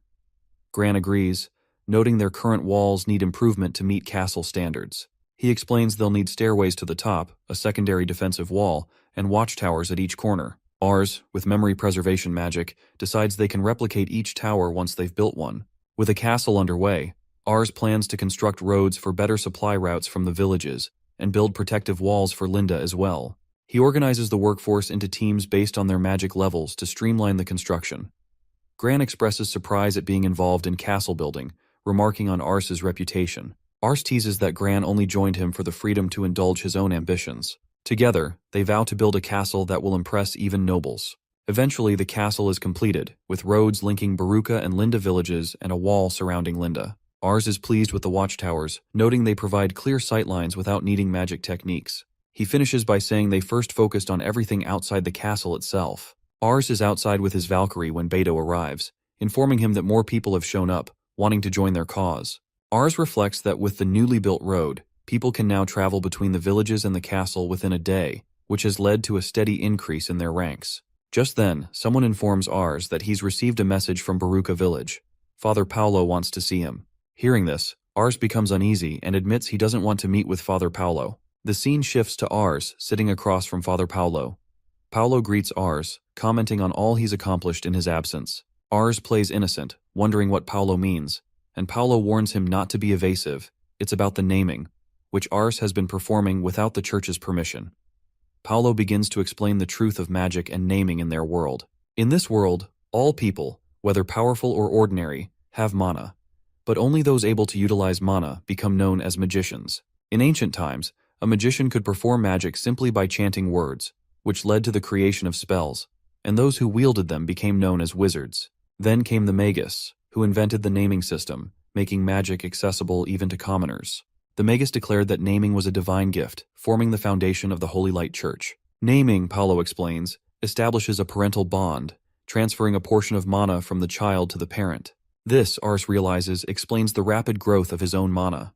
Paulo reveals that only high-ranking church officials know this secret technique, and Ars's unsanctioned use of it risks angering not only local nobles, but also the church itself. Ars panics, fearing the consequences, but wonders if there's leniency since the naming ceremony is common when promoting knights. Paulo clarifies that the church oversees noble naming ceremonies, ensuring they control mana flow and prevent mana hoarding. These ceremonies also include offerings to the church, essential for maintaining social and economic order. Ars scoffs, remarking it sounds like they're taking money, and Paulo counters that it's simply a token of gratitude to God. Ars then realizes that if mana flows from child to parent, his mana could be feeding Paulo's as well. Paulo confirms, saying his mana has indeed increased since naming Ars, which recently led to his promotion from priest to bishop, granting him rule over the entire region. He also gained access to healing magic, which he describes as a divine revelation, feeling as though God himself granted him new abilities. Paulo concludes by proposing that Ars entrust his future to him. Paulo sits with Ars, laying out his current situation. Ars has killed soldiers of the tax collector, incited farmers to rebellion, attacked a neighboring village, fought a major battle against the Fontana army, captured 6 knights, and is illegally occupying land. Ars protests, saying Paulo is making it sound worse than it is. But Paulo adds that he's also misused the church's secret naming ceremony and spread aggressive magic recklessly. Ars considers his position. He has just cause for the war against the Fontanas, but no excuse for unauthorized naming. He wonders if joining the church might help, but Paulo dismisses this, explaining that he'd be expelled immediately for using offensive magic. Paulo continues, pointing out that Ars's main problem is his conflict with the church. However, he offers a solution. Paulo could claim he was the one who named the villagers of Baruka, presenting it as a legitimate act under church authority. Ars is suspicious, wondering why Paulo would help, and Paulo explains. His rank increased thanks to Ars's mana, but he could lose his position if Ars dies. Additionally, Ars's misuse of the naming spell could reflect poorly on the church, so maintaining a good relationship benefits him. Paulo hints that small inaccuracies in church reports are not uncommon. Still, he cautions that they can't simply ignore Ars's actions. They've been too public, and Ars needs to give alms. Ars realizes that nobles usually offer almsgiving when naming others, and that Paolo needs compensation to support the story. Ars reluctantly agrees to pay, shocked when he sees the amount Paolo demands, which would consume nearly all his savings. Paolo responds that if Ars can afford it, then the payment is reasonable. Ars suspects Paolo calculated the amount based on his total wealth, but he hesitates, recognizing he can't spend his entire fortune on resolving only the church's issues. He insists that unless Paolo also has a way to deal with the Fontana family, he can't commit to this. Paolo agrees, turning their focus to the Fontanas. He asks Ars to consider their perspective. Their primary concern isn't simply defeating Ars, but understanding the root of the rebellion. Most people can't use magic, and even fewer can grant it to others. To the Fontanas, it would seem like a rival noble empowered the farmers to rebel. Paolo offers to clarify this, explaining to the Fontanas that no noble is behind the uprising. Rather, it was a response to someone's attempt to seize land. He would also assure them that the naming was done under his authority, as Ars's request. Ars questions the risk to Paolo, but Paolo reminds him that he performed Ars's baptism, which should suffice to justify his involvement. With his recent promotion to bishop, he now oversees all churches within Fontana territory, giving him the leverage to negotiate an agreement. However, groundwork is required, something Paolo can't achieve without Ars's donation. Ars, after consideration, entrusts the fate of Baruca to Bishop Paolo. A group of nobles stroll together, gossiping about Paolo's recent promotion to bishop. They discuss how he oversaw the naming of Baruca's villagers and has a close association with Ars. One of them notes in surprise that Paolo, now a bishop, would go so far as to cover for Ars. They conclude that Ars must hold some significance if the church is willing to extend such protection on his behalf. Paolo arrives in a carriage and informs Ars that he has almost finalized the arrangements with the Fontanas. However, the resolution will require a direct discussion between both parties. They agree to hold the meeting in a neutral location. Ars reflects that it will be an informal discussion, so he has had one of the towers built along their road cleared of people for this purpose. A man approaches Ars looking at him and saying, "So you are Ars Baruca." Ars thinks that this is within their territory, but the man barely brought any people with him. Is he looking down on me? The man introduces himself as Carlos Fontana, the head of the Fontana family. Ars glances back at the bishop, thinking dismally that he should have informed him about this. Carlos sits in a chair in front of Ars while Ars stands. Carlos mentions that the bishop has told him everything. They will overlook Ars's annoying little uprising and suggest ceasing the fighting. Ars responds that he can't agree to that so easily and has demands. Carlos retorts that not only is Ars not kneeling in front of a noble, but he also dares to have demands. He comments that this is typical of someone at the heart of a rebellion. Carlos hands a paper to Ars proposing terms for peace. Ars takes a look at the document, noting that it states he will have to sever ties with the Fontana family, but in return, they will grant him knight status. He finds these conditions fairly favorable. Ars asks Carlos if he will really keep these promises. Carlos assures him that there are some details to work out, but the treaty is official and he won't overrule it. He explains that if he did something so heinous, his subordinates would abandon him. Ars reminds Carlos that he is the one who killed his representative, which makes it strange for Carlos to want him as a subordinate. Carlos, however, responds that he is quite grateful to Ars for killing Raymond, laughing as he says so. He acknowledges that while Ars is still a kid, he has experienced the difficulties of raising an army. Carlos shares that 3 years ago, his father, the previous head of the family, died. His father was a great man who held a lot of sway with the surrounding nobles and was known as the Winter General. The other nobles combined their efforts and managed to kill him, leaving a mere child in charge. A man from the Barbaros family, one of the knights serving Raymond, was elected to rule the land as the representative of the Fontana family. Carlos recognizes that this man did a lot to protect the land until he came of age, but during his tenure, he oversaw the death of the Graham family, an excellent knight family. The position of representative was originally supposed to circulate among the knight families, but Raymond wrestled it for himself, turning Carlos into little more than a puppet after he came of age. This means Raymond was also responsible for when Carlos had to present them with Valkyries. Ars realizes that Raymond was responsible for the mistake of giving him the right to the land.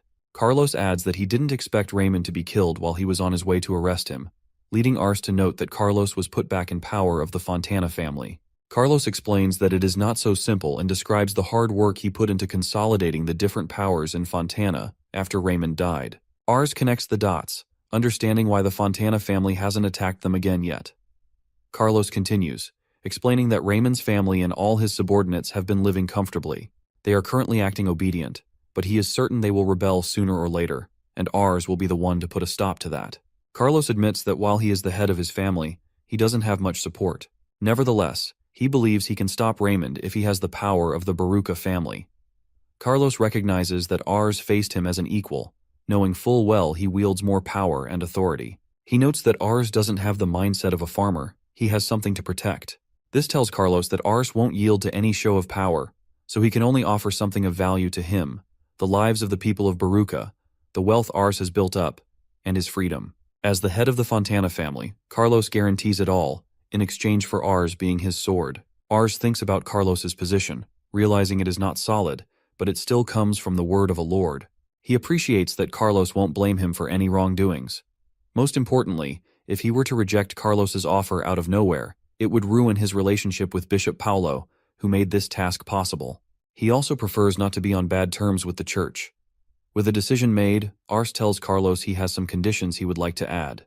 The secret meeting between Carlos and Ars continues late into the night.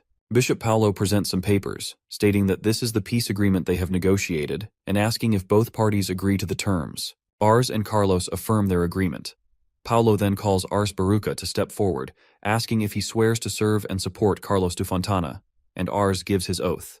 Paulo then addresses Carlos, confirming if he swears to employ Ars Baruca as his knight, to help each other and fight together for the people, which Carlos affirms. As proof of their oath, Ars kneels in front of Carlos, who brings forward his sword to name Ars. Paulo casts a naming circle, and Carlos formally declares Ars Baruca as his knight, now known as Ars von Baruca, noting his anticipation for Ars to serve the Fontana family as their knight.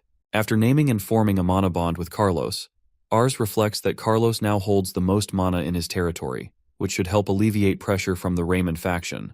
Ars notes that he and everyone connected through him gained something through the mana path as well.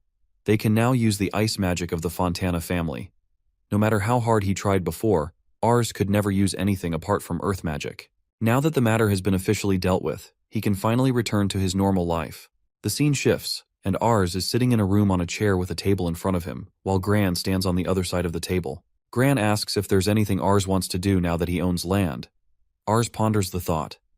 Gran continues, mentioning that not only did Ars get Baruca and Linda, but he even got to keep North River Castle. Ars thinks back, recalling how Carlos originally wanted to give him just Baruca. But after a lot of arguing that he couldn't let Vargas or North River Castle go, Carlos finally gave in. Ars reflects that although he became a knight, only a few knights actually hold territory, so he's genuinely surprised Carlos agreed. Gran clarifies, suggesting it's more of a need than a want, and asks if Ars knows what that is. Ars replies, saying he needs to earn money, as he can't afford to get swept up in Gran's fantasies now. While he has full rights to rule, raise taxes, and judge, these powers come with obligations. Ars realizes he'll need to pay taxes to the Fontana family, and if they request, he'll also have to raise levies for them.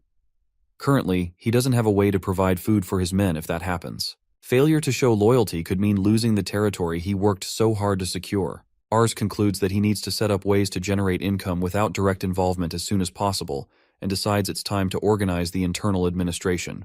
The scene shifts to a noble lady, Lilina, sitting on a chair reading a book. A servant girl approaches and inquires if something is troubling her. Lilina replies it's nothing, and asks the servant to bring her the next book. The servant agrees and steps away. Lilina reflects on the recent events. Raymond, who had consolidated and protected the territory since they were young, has died in a peasant rebellion. She believes Carlos is capable of managing his territory well, recognizing his talent. However, she worries about the powerful knights of the Raymond faction, who might resent being ruled by the relatively inexperienced Carlos, as their interests could clash. Knowing Carlos's intelligence, Lilina assumes he'll likely see the value in leveraging his only remaining blood relative for political stability. With this thought, she resigns herself to face whatever challenges may lie ahead. The scene shifts to Ars in a meeting, outlining roles and responsibilities. He assigns the merchant, Asan Tryon Baruca, to handle internal affairs alongside him. Since Tryon is literate and skilled in math, he'll be responsible for accounting. Ars appoints Bido and Vargas to serve under him as captains. Recognizing the need for funds to maintain a standing army, Ars decides they will focus on training peasants for now. For security, Ars entrusts the responsibility to his father. He plans to hire people to maintain order, and intends to establish a straightforward rule of 3 strikes, and you're out to help manage peace and discipline. Ars tells his father that a few people are using offensive magic during peacetime, and he wants him to keep them under control. He acknowledges that it's a rough job but urges his father to do his best. His father feels the pressure. Maddock and the village chiefs of Baruka and Linda will serve as judges. If two people can't settle a matter, a trial will be held. There are no formal laws yet, and Ars knows it's difficult to grasp, but a person of authority will listen to both sides and make a judgment they can agree on. Over time, he plans to use the precedents set by these trials to establish law. The three of them are experienced and will carry out judgments on Ars's behalf, and he looks forward to their work. Gran will continue to be in charge of crafting. He's not really the type to manage an organization, so Ars will have to keep an eye on him. Lastly, for the rest of the team, Ars wants to personally hire people for odd jobs. When they built the roads and the castle, these individuals didn't just follow orders, they suggested even better ideas than he had in mind. So even though they may not be able to read, they are still smart. Ars plans to have any capable person work with all they have for the Baruka knighthood. They have access to meditation, so they can work without rest. This was the birth of the black company Baruka, and thus his territory management began. Osan tells Ars that he is a monster. The very first thing he does is take all his money. Ars thinks that since he is dead broke after paying the church, he first asked Osan to invest. Bishop Paulo was surprised that Ars had saved up so much money, so in other words, if the two of them do business together, they will both make off like bandits. Ars tells Osan he will give him some nice land. Just think of it as the price for that. Osan agrees, saying he will at least think of it as a valuable donation to his lord. He points out that while Ars has the basics down, he wonders if he will really be okay. Ars responds that he has risen from commander to noble, so management must be rough. Ars explains that he has established a mutual relationship with Carlos, but his subordinates and other nobles don't think well of him. He could easily be mobilized and sacrificed on the battlefield or something similar. He's sure many would advise Carlos to take back his territory if he messes up ruling it. Just having his land do okay won't cut it. He needs to make the Baruka knighthood the strongest force around. To do that, he first needs to get ahead by trading to make the money he needs. Ars suggests to Osan that they open a market. Osan, shocked, replies that nobody in their right mind would come this far out in the sticks to trade. All nobles are constantly squabbling with their neighbors, and just getting from one place to the next is hard. Every territory has its own checkpoints, and they need to pay a fee to cross. Plus, dealing with guilds is a hassle. Guilds charge excessive fees for everything from what you sell to where you sell it. And if you even think about conducting business without the guilds, they will have you erased. Ars counters that this limits the movement of goods and increases prices. He would be in big trouble if no money came around to the Baruka knighthood.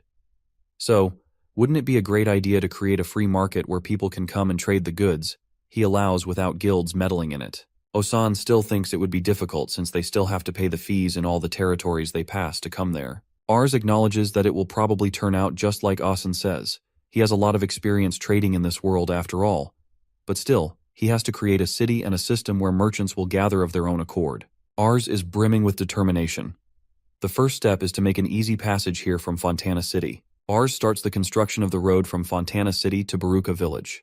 He notes that constructing a bridge over the river between Fontana City and Baruka Village was also part of the peace terms, so they will be hitting two birds with one stone. Baido is supervising this construction. He asks if the peace terms specified that the road has to be built for merchants. Ars replies that Fontana regards this as a road for the army, not for merchants. Beto points out that this means they are being incredibly suspicious of them. If they ever grow distrustful, they could just use that road to mobilize their forces faster. Ars acknowledges that Beto is right. Another one of the terms is keeping the number of soldiers stationed at North River to a minimum. Keeping North River Castle was actually the point he argued the most about with Carlos. Anyway, it's not like he wants to be on Carlos's bad side. He plans to make North River Castle an in-town connecting Fontana City and Baruka Village. Ars says I ordered the people who owned farms and could use magic to enlarge their fields when they got home. And I had others work on the roads. A few days later, the road that would greatly reduce travel time between Baruka Village and Fontana City was completed. With experienced workers, the construction went quickly, and Ars praised everyone for their excellent work. This marked the end of the road-building projects, causing some concern among the workers. One was a third son who wouldn't inherit anything, another needed a place to live, and one was running out of money with no work prospects. Ars reflected that part of a lord's duty was to ensure that even those without farmland had enough to eat. Ensuring housing, employment, and food stability would likely reduce crime, an essential part of maintaining peace in the territory. Ars offered the workers a chance to live in Baruka Village, having cleared land outside the 4-kilometer wall and built plenty of lodgings. He had already prepared work for them to build their lives, mainly in two areas. The first was hardened brick production, as the necessary materials, giant boar tusks or Valkyrie horns, were rare, making these bricks a specialty of Baruka village. The second was cultivating magical mushrooms, where the most important factor was providing ample mana. With proper mana, the mushrooms would yield abundant harvests and could be grown on reusable logs. The workers thanked Ars, and he welcomed them. While he originally wanted to keep the lucrative mushroom business for himself, Ars recognized that sharing the opportunity was better in the long run. As he anticipated possible summons to war in the future, establishing a stable, profitable village would improve his survival chances. This new arrangement sacrificed some of his income, but it also added a specialty product to Baruka. Next, Ars needed to address issues with the farmers, beginning with a land survey.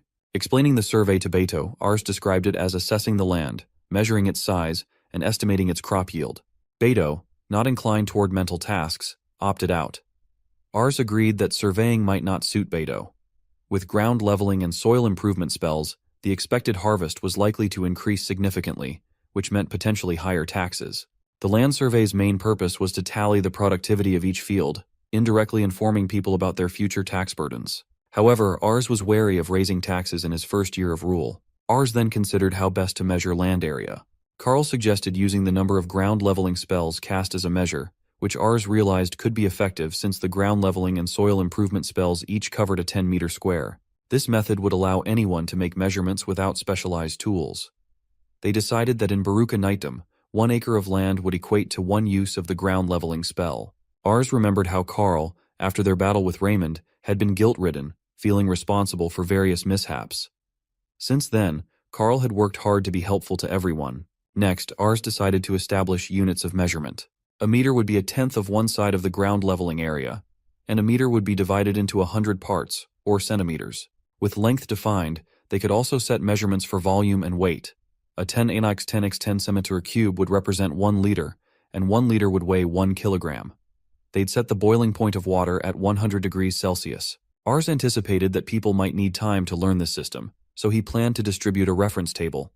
He sent Carl to inform everyone, knowing Carl could easily recall the information. Thus, Baruka Knightdom adopted a measurement system familiar to Ars. Ars started the land survey with the agreed measurements, but he ran into a problem. He had no paper to document them.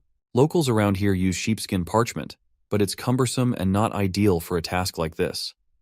Since they'd be surveying all of Baruka and Linda, Ars needed a more practical and affordable material for recording data. Paper was in short supply and expensive, but he realized the forest around them had trees, albeit unsuited for mushrooms or charcoal production. So Ars decided to try making his own plant-based paper. It took multiple attempts, with Asan watching nearby, skeptical of the process. Ars wasn't discouraged by the early failures. Instead, he adjusted his approach, boiling the mixture at lower temperatures and experimenting with different pastes. He settled on a recipe that used wood from the forest, mana recovery potion to help extract fibers, and pseudo-yams as a glue-like paste. First, Ars whittled and crushed the wood, boiling it with mana potions to extract fibers.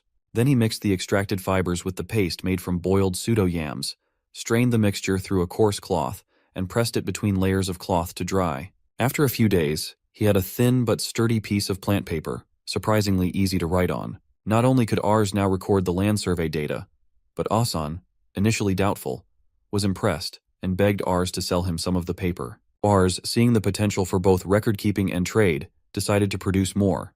Its thinness made it convenient, and he was confident it would sell well. This led Ars to the idea of setting up a dedicated production team, prioritizing widows from the region. Papermaking was a way to support these families, offering an alternative to farm work. Though the widows still avoided eye contact with him, one eventually thanked him when they crossed paths, signaling he had managed to ease their burdens in some way. With the paper production underway, Ars turned his attention to equipment for the Valkyries. He realized from a recent encounter with Raymond that saddles and stirrups could enhance stability during battles. His thoughts shifted to creating saddles and stirrups that would make riding easier, even for those less experienced, and give the riders a better foothold. This could pave the way for a cavalry, boosting their military strength significantly. He also noted that horseshoes were essential since the Valkyries' hooves wore down faster in society compared to the wild.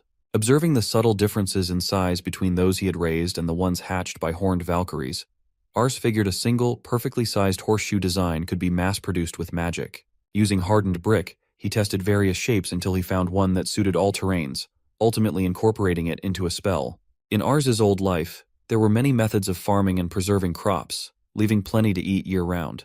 But in this world, the only time they can eat their fill is during the harvest season. Even if they grow a ton of crops with soil improvement spells, it will just rot unless they can preserve them somehow. Even Baruka has a storehouse, but they don't do anything with the crops there, so they don't last long. That ends today. Ars creates a new storehouse and stands in front of it with Baito and Gran, announcing that with this new storehouse, they will be able to store crops for a long time. Baito looks at it and says all he sees is a giant tofu-looking building. Ars explains that it's not so simple. It's a special airtight building with walls that are almost 3 times as thick as normal buildings. He opens the door to the storehouse and uses ice lance to start filling it with ice. Seeing him do this, Baito asks in shock if this is really okay. Ars insists they need a lot of ice for this and asks Baito and Gran to help fill it with ice lances. After filling it with ice, Ars says they can now cover the ice in sawdust so it doesn't melt easily. With that, the ice room type freezer is complete. Baito comments that it's very cold, and Gran notes that crops stored inside this ice room won't spoil. Ars mentions he's heard that before electricity, people used ice boxes as freezers. Making an ice box for families to use might also be a good idea. Even if people don't have the necessary magic to use ice, they can just sell them some. This should make food a little more available. Not only can they preserve vegetables, but also the surplus meat that sometimes comes from large hunts. This should improve their situation. Food is the root of Ars's magic. They are now outside the storehouse, and Gran suggests building a castle there. Ars considers this and reflects that he spends most of his days in Baruka, not at Northriver Castle, and points out that a lord without a castle seems odd. However, he finds it easier to work where he is, as the only people at Northriver Castle are Carlos and the minimum number of soldiers specified in the peace treaty. Gran insists that building another castle is essential for displaying power, suggesting that a castle is crucial for a smooth transition to rule. Ars acknowledges Gran's point but feels that constructing another castle might invite trouble, making people think he's getting ahead of himself after dealing with the Raymond problem. Gran counters that while those who were at the battle know Ars's strength, those who weren't may doubt him and resist paying taxes since he's still just a kid. Ars realizes that he needs a symbol of his power to collect taxes without issues, and he also considers that, since it's meant to be a symbol, it should be more decorated than North River Castle.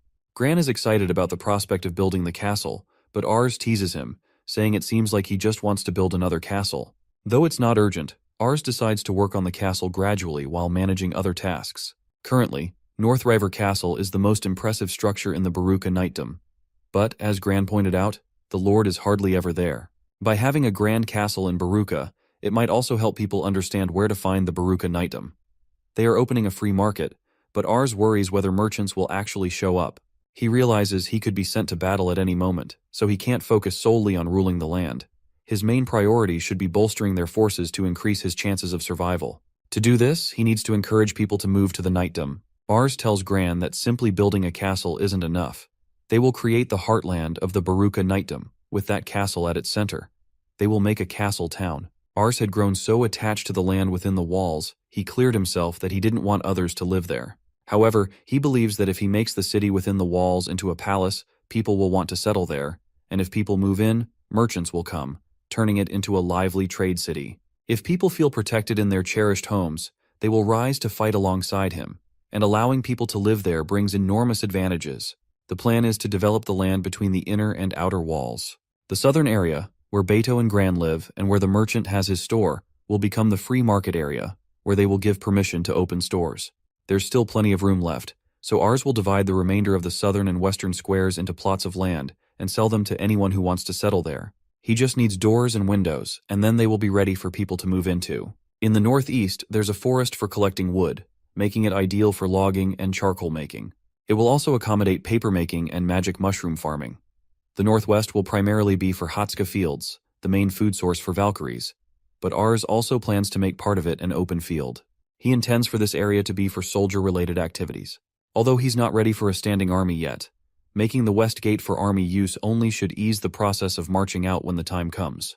For now, he plans to have the peacekeepers, whom he put his father in charge of, move there. He also needs to create a jail to manage the people they arrest and establish a courthouse, so that those who committed lighter crimes can be tried.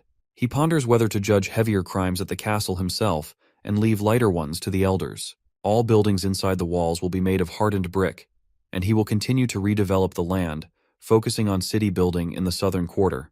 Osan, upon seeing the developed land, remarks that it's amazing and that he has never seen a town like this before. Ars poured himself into developing the city, proudly noting that it even surpassed the splendor of Fontana City. The city layout, with the grid system spreading from the main street through the south and west areas, represented a level of planning rarely seen. The architectural details, arches, glass windows, and the gleaming, hardened brick added a sense of luxury that set it apart. Osan remarked on how valuable these houses would be, impressed by the memory preservation spell Ars used to replicate his own house's details. Ars was confident this would amaze visitors from anywhere. Next, Ars turned to improving the city's external defenses. The original wall was sturdy enough to withstand a bore charge, but it needed upgrades for human threats. Making it all from hardened bricks wasn't feasible, so he retained the existing wall, adding stairs and 200-meter-high towers for better coverage. Following the model used at North River Castle, he put Baito and Vargas in charge of defense atop the wall. Gran also helped, setting up a system where stored hardened bricks could be thrown down on attackers. This resource-efficient tactic would allow them to defend effectively, even with limited weaponry. A moat was also added, wider than at North River, with 4 gates and drawbridges, expertly built by skilled lumberjacks. Later, while standing beside Madoc, Ars observed the completed defenses. Madoc remarked on their ability to raise the drawbridge and withstand a siege if needed, even casting ice lance spells from above. Ars felt immense pride at the birth of Barocania, a true fortress city at the heart of the Baruka Knightum. Demand for glass suddenly spiked, with merchants eager to buy after seeing its use in the city. Although frustrated that glass hadn't sold well earlier, Ars saw the potential and decided to consider mass production. When Gran heard about this plan, however, he cautioned Ars, pointing out that while hardened bricks made sense to mass produce, glass wasn't quite the same. It wasn't just for windows. It had versatile uses, from drinking glasses to plates. Mass producing it might stifle creativity. Inspired by Gran's input, Ars suggested he try making lenses, a new challenge Gran accepted eagerly. Amid these developments, Ars finally took a moment to relax with Hector over tea. They discussed the upcoming plans for the inner walls and the castle interior, intended as symbols of power. Ars admitted he wasn't sure yet what the design should look like. His thoughts were interrupted by an argument between Beto and Vargas over defensive versus offensive strategies. Realizing the importance of balancing both approaches, Ars urged them to talk it out calmly, understanding that both perspectives were essential for the city's security. The scene shifts, and they are sitting at a table. Ars apologizes to Hector for making him brew tea for them. Hector brushes it off, saying he was in the middle of it anyway. Beto summarizes the discussion, stating that in conclusion, they can't really win a battle unless they attack, so they will attack. Vargas counters that they have the power to build castles, so they should focus on defense. Ars thinks about Beto's obsession with attacking, realizing that the battle with the Fontana army was their first experience, and the eerie atmosphere of a battlefield where lives were at stake affected them all. He remembers feeling so tense that he almost screamed, which led him to attack carelessly. He figures Baito must feel similarly, considering they fought against a larger, better-trained enemy. Beto probably thinks their victory came from charging in and believes they should continue fighting that way. It does have a solid track record for them, but while Beto is strong, he's still just a kid and lacks experience. Ars doesn't see their victory as a true success. They didn't do anything other than charge at their opponent. He never wants to charge an enemy again while knowing they are outnumbered and outmatched. Vargas's focus on defense seems strange as well. Vargas argues that they need to concentrate on training to utilize their castle in defensive battles, but from Ars's perspective, a defensive battle is too risky. He knows he's an inexperienced upstart knight, and that he is extremely disliked by the Fontana family's retainers, especially the Raymond faction, who likely see him as a nuisance. Whether they build fortifications or come under siege, no reinforcements will come to help them. Carlos's position is unstable, and he would likely abandon Ars in such situations. They aren't specialized in either type of warfare being proposed. The other knights hate them, and they could be sacrificed at any moment. They have no choice but to survive through their own strength. Each of them needs to excel on the battlefield to make decisions that will keep them and their comrades alive. Everyone must have the power and knowledge of a squad captain. Vargas voices concern that this isn't realistic, but Ars insists that while it may be difficult, they have no choice. After this, the meeting is dismissed. Ars reflects that he can now see what the Baruka army needs, but the problem is how to obtain it. He has dedicated himself to the economy and city planning, but he can't ignore improving their army either. Hector, listening to Ars's mumblings, suddenly asks if Ars wants to conquer land and grow powerful. Ars is taken aback by the interruption, quickly denying it. He only wants to fight for his land and his status here. He admits he is afraid of fighting and doesn't want anyone to die, so peace is best for him. Ars thinks about how his memories of a warless world must heavily influence him. He tells Hector that he just wants a peaceful life of farming and enjoying good food. Hector agrees that sounds good. Yet Ars knows he may not be able to remain a pacifist in a world full of skirmishes between nobles. Ars is in the fields training his soldiers, thinking that their training to become a surviving force on the battlefield has begun. First up is practicing riding the Valkyries. By using saddles and stirrups, the applicants are able to ride the hornless Valkyries. People have to use physical enhancement spells to stay on the horses, resulting in some horrible muscle aches, but it's nothing meditation can't fix. Those who learn to ride can then proceed to the next step. The next step is to learn the scattershot spell while riding the Valkyries. After all, it's very difficult to use a weapon on horseback. They start with the scattershot, which has high accuracy, before moving on to mastering Ice Lance. Their greatest advantage is their large number of Valkyries, which is why Ars chose this fighting style. He is training magic soldiers who can ride hornless Valkyries and simultaneously hit the targets he designates, allowing them to maintain distance while fighting opponents. He is confident that their concentrated Ice Lance barrage could even take down a hardened Great Boar.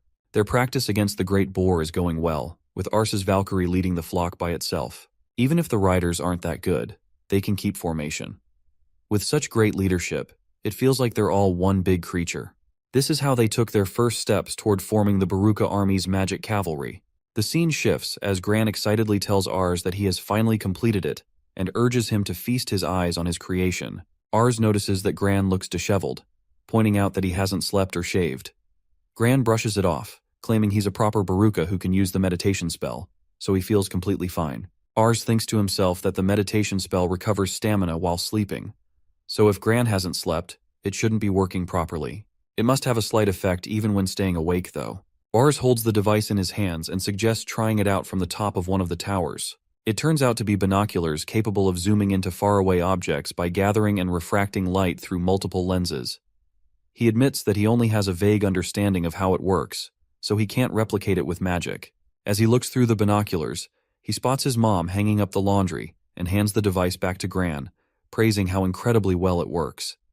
Gran replies that he never makes anything half-baked. Ars reflects on how Gran managed to create such an impressive device from the shabby diagram he provided, realizing that his talent is anything but half-baked as well. He feels grateful once again for Gran coming to Baruka. Ars is sitting in a chair, writing something, when his younger brother tells him it's snowing. Ars responds that it makes sense, it's certainly cold today, and suggests they should get something hot to drink.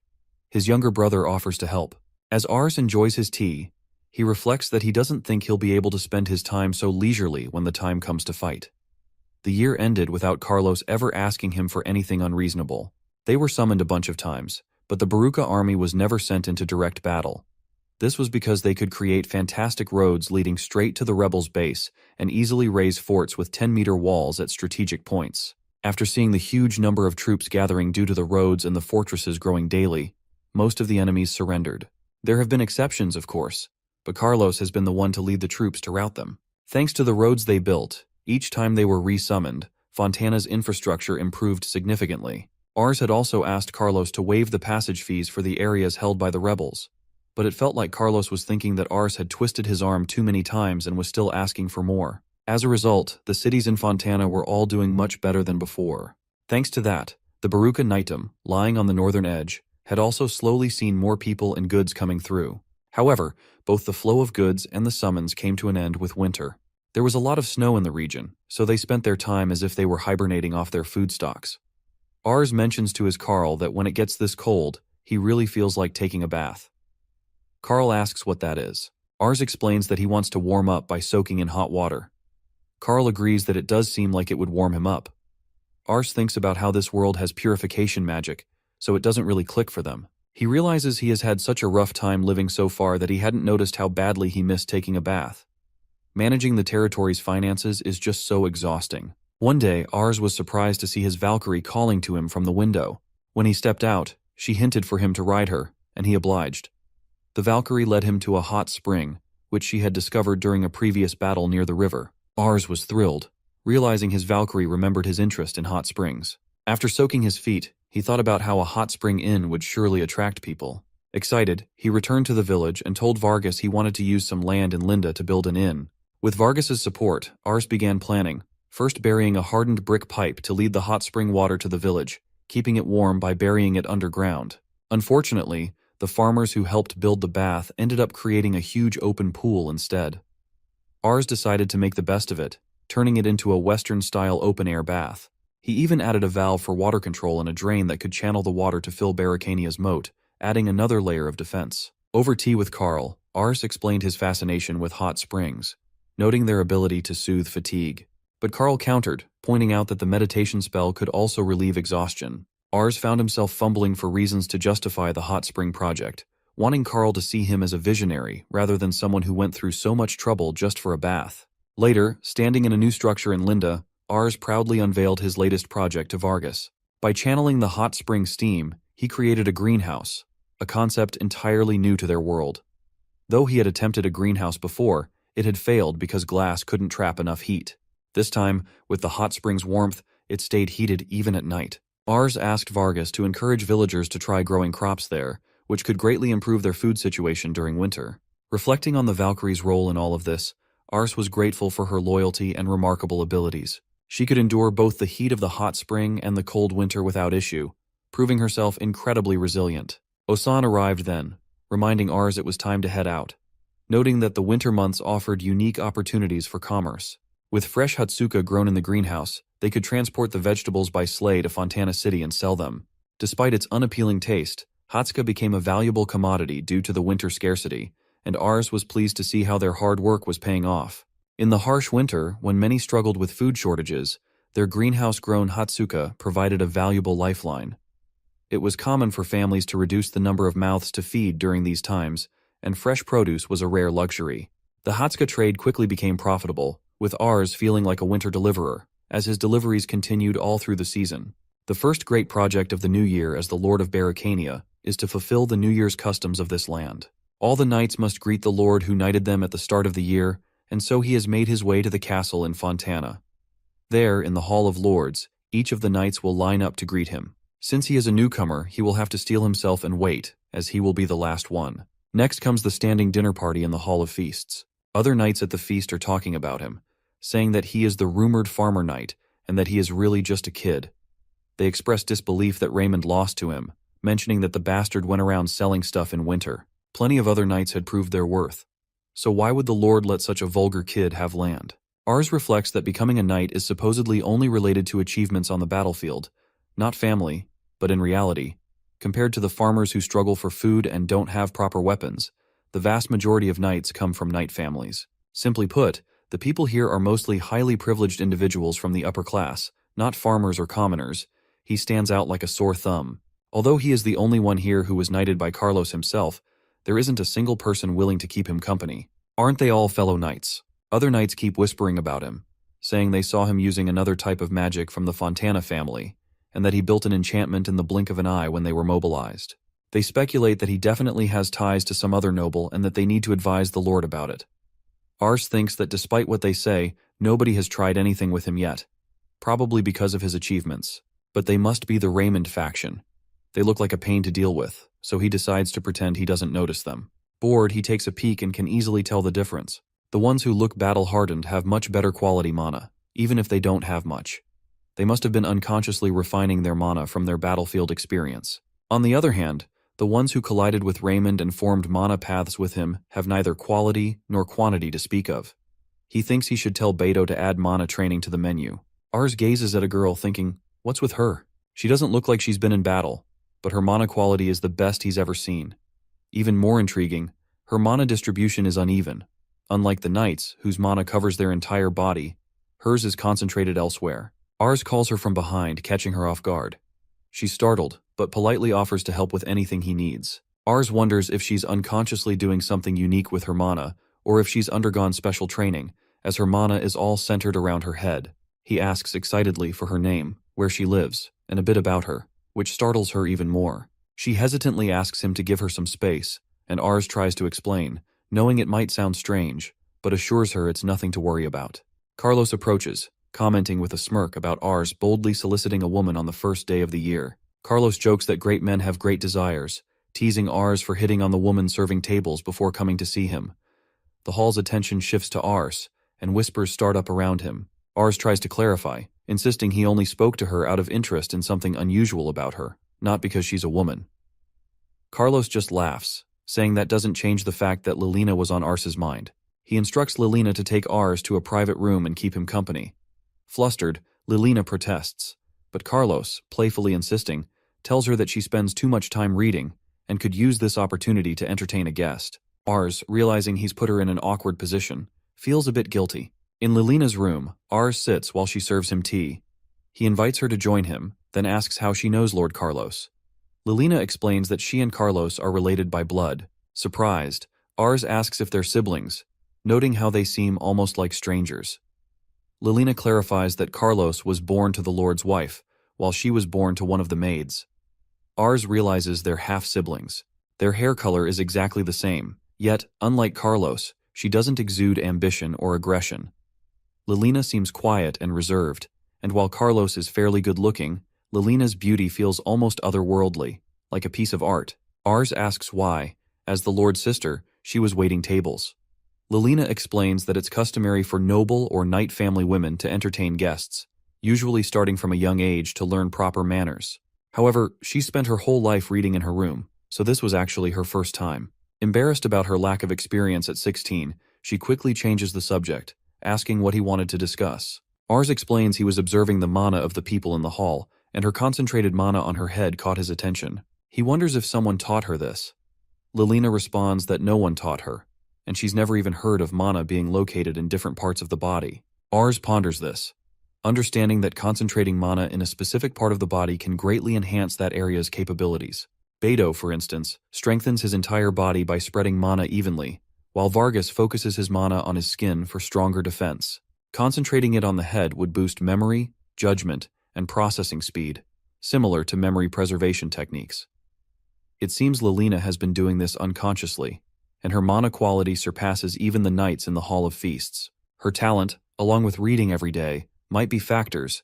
It's like how Ars's mana improves from farming. Curious, he asks what kinds of books she reads.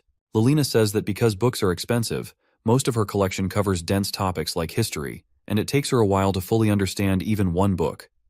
Ars acknowledges that parchment alone is costly, so books would naturally be valuable. He recalls how the letters Asen writes to nobles are filled with elaborate and drawn-out compliments. Although Ars can read, he would struggle with classic texts without a dictionary. They'd feel almost like nonsense. He then Lilina if she could relay what one of her history books says in a way he'd find easier to understand. Lilina, somewhat surprised, considers it, and Ars prompts her with a question, asking about the decline of the royal family that once united all the nobility. Ars asks Lilina about the decline of the royal family, and she agrees to explain. She begins with the geography of their land, describing the natural barriers that isolated their country from invaders: towering mountains, vast forests, ravines, and swamps. Due to this isolation, a period of peace prevailed until a wizard united the land, establishing the royal family. This founder was unparalleled in magical ability and used a naming ceremony through the church to bind other wizards to him. By drawing mana from all the wizards under him, he gained enormous power, which he passed down to his descendants. This was the origin of the royal family, with nobles drawn from the wizards' families who supported the king. However, Lilina explains that over generations, a tyrant named King Nero emerged. He lacked magical abilities and relied solely on the mana granted through his position. When some nobles rebelled, Nero ruthlessly ordered their deaths, but this act only weakened him, as he depended on the mana they provided. Ars interrupts, noting that being at the end of the mana paths, Nero must have lost a tremendous amount of power in the purges. Lilina continues, confirming that Nero lost access to the Grand Spell, an ancient magic supposedly capable of destroying entire towns.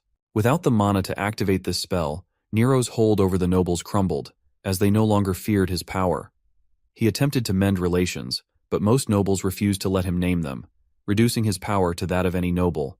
This marked the end of the royal family's dominance and the beginning of ongoing skirmishes among nobles. Ars, fascinated, thanks Lilina, realizing the careful balance of power tied to mana.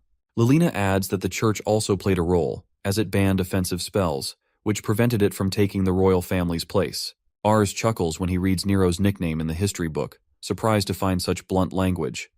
Lilina guesses that historians added it for dramatic effect, like a fairy tale ending. Ars thinks to himself that she truly loves her books. Suddenly, a knock sounds at the door, and Lilina's younger brother, Lion, enters. Lilina introduces Ars to Lion, who's heard of Ars's reputation. When Ars questions the family connection, Lilina explains that she and Lion share a mother.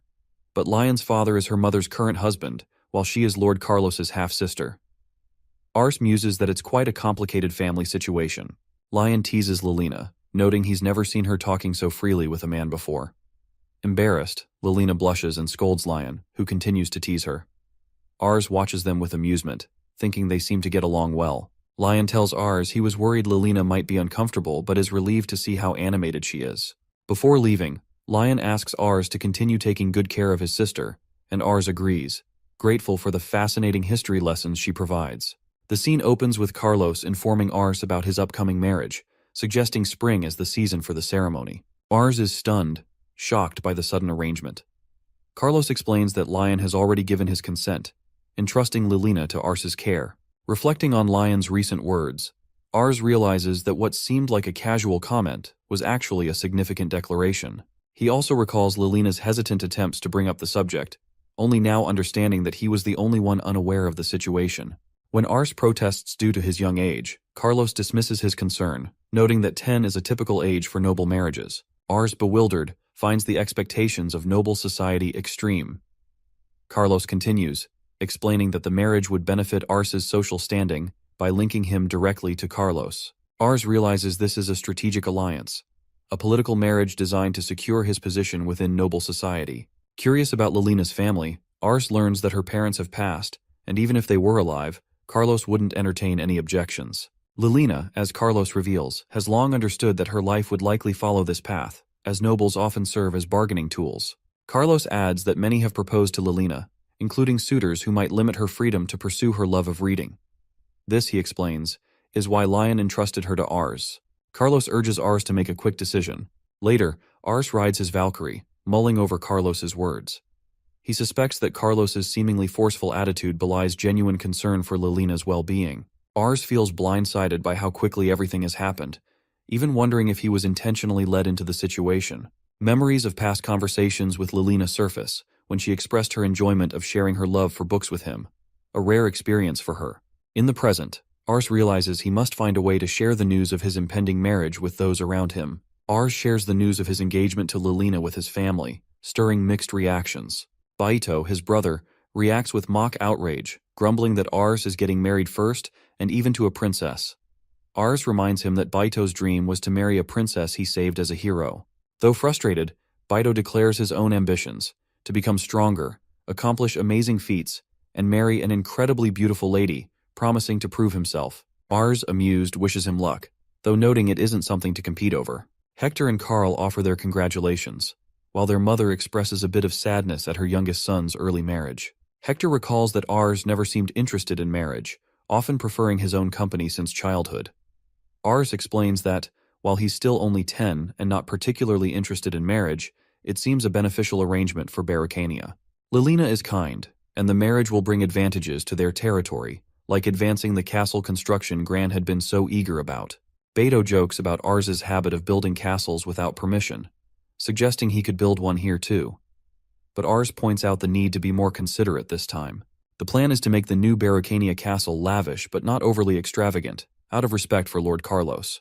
During the marriage talks, Ars had quickly resolved any concerns by promising to create a grand home worthy of Lilina Fontana, and this endorsement now allows them to build the castle with some extra flair. Ars starts contemplating what makes a building project convey authority and prestige. Building a tall castle might be impressive but would become a nightmare to maintain, even with the help of purification spells. With only himself and his housekeeper living there, he decides against building a massive structure. Instead, he wants something that looks imposing yet sacred, something that radiates respect.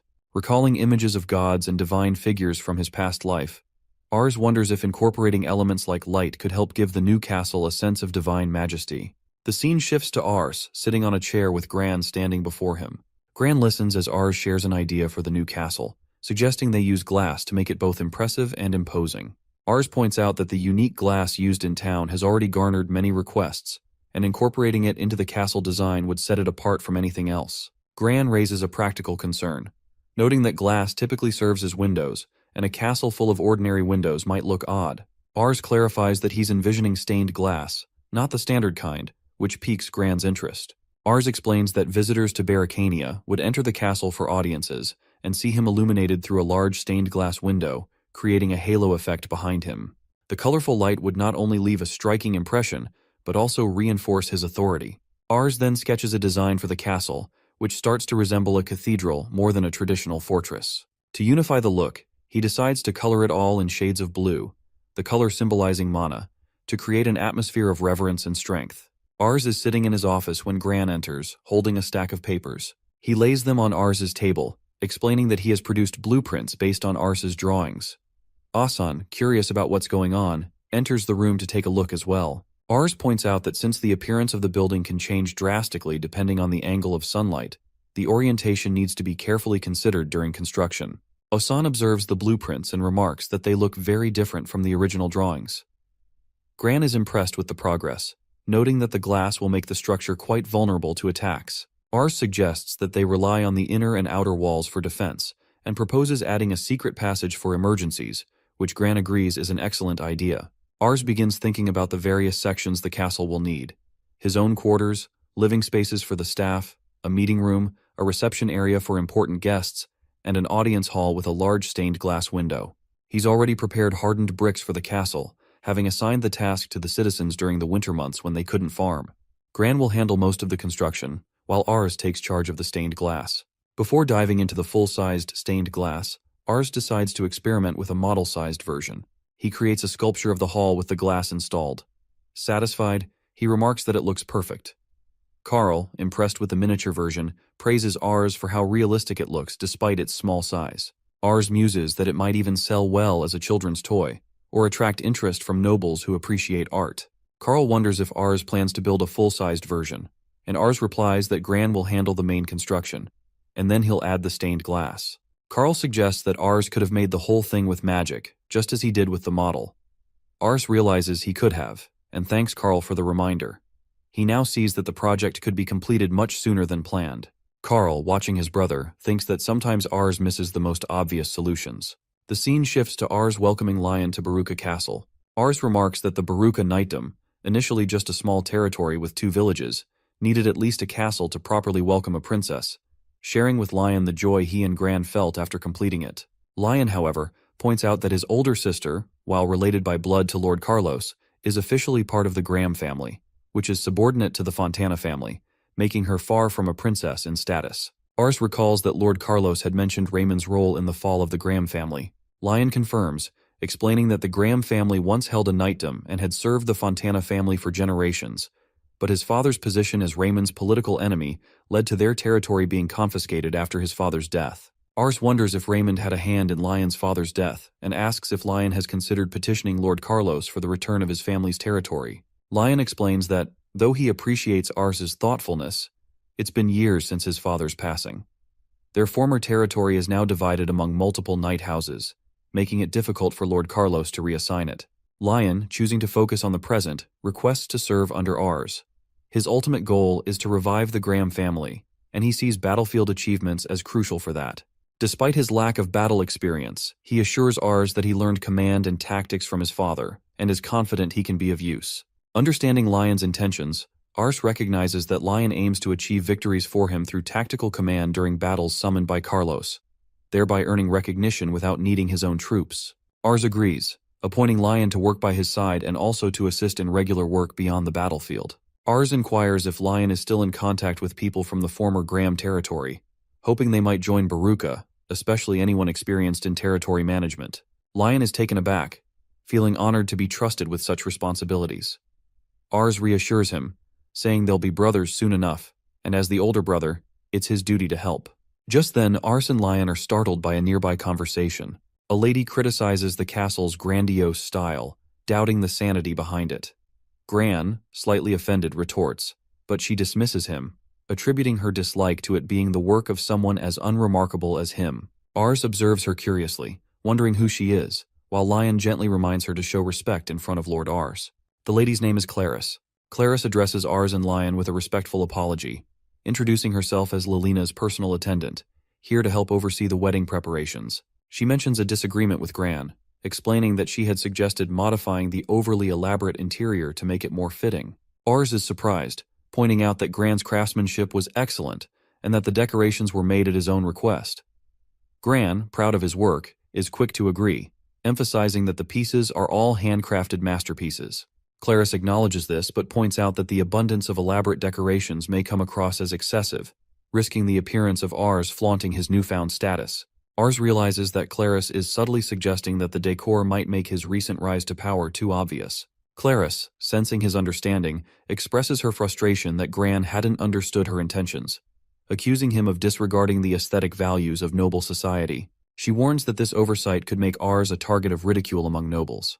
Gran, although not bothered by others' opinions, feels differently when it concerns Ars and admits he wouldn't want Ars to be insulted because of his work. Ars reflects on their conversation, realizing that his and Gran's focus on functionality had limited their sense of noble aesthetics. Clarice, with a knowing smile, offers to take over the castle's interior decoration, guaranteeing that not only will the wedding be a grand event, but Ars and Lilina's life together will be enriched in a beautifully adorned space. Ars concedes, aware that the castle he and Gran had built will now be decorated according to Clarice's vision. He recalls his promise to find work for members of the Graham family, starting with Lion, but notes that it seems Clarice has taken the lead in making her mark first. Ars sits in his office with Clarice, Lion, and Gran, discussing the castle's furnishing plans. Clarice proposes inviting renowned craftsmen, Almari and Barbara, to create furniture that complements the impressive stained glass centerpiece of the castle. Ars notes the short time frame before the wedding ceremony, making it impossible to commission custom pieces in time.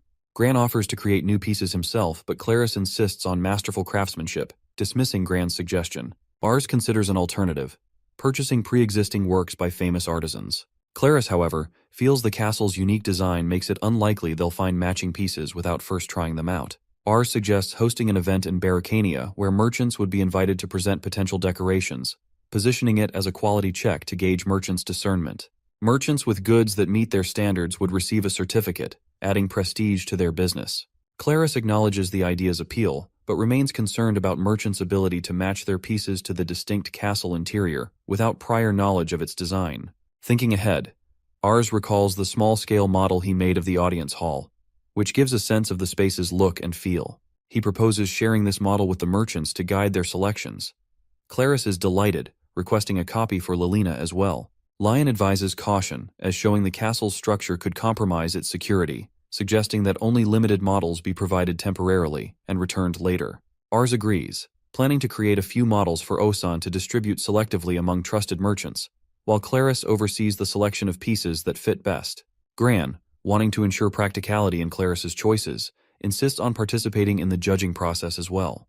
With the plans set, Ars reflects on the challenge of mediating between Clarice's and Gran's strong opinions. He hopes the event will yield quality furnishings, and the merchant quality check is officially underway. At the event, Ars is taken aback by the impressive turnout, with merchants crowding in far greater numbers than anticipated. Osan explains that merchants came from all over, even beyond Fontana, each claiming their taste to be the finest. The intricate model of Baruka Castle was a key attraction.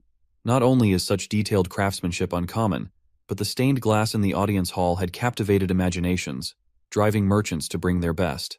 Many merchants believed that a knight capable of crafting both exquisite models and an actual castle must offer substantial rewards, and the added allure of earning the Graham family's stamp of approval turned the event into a festival-like gathering for them.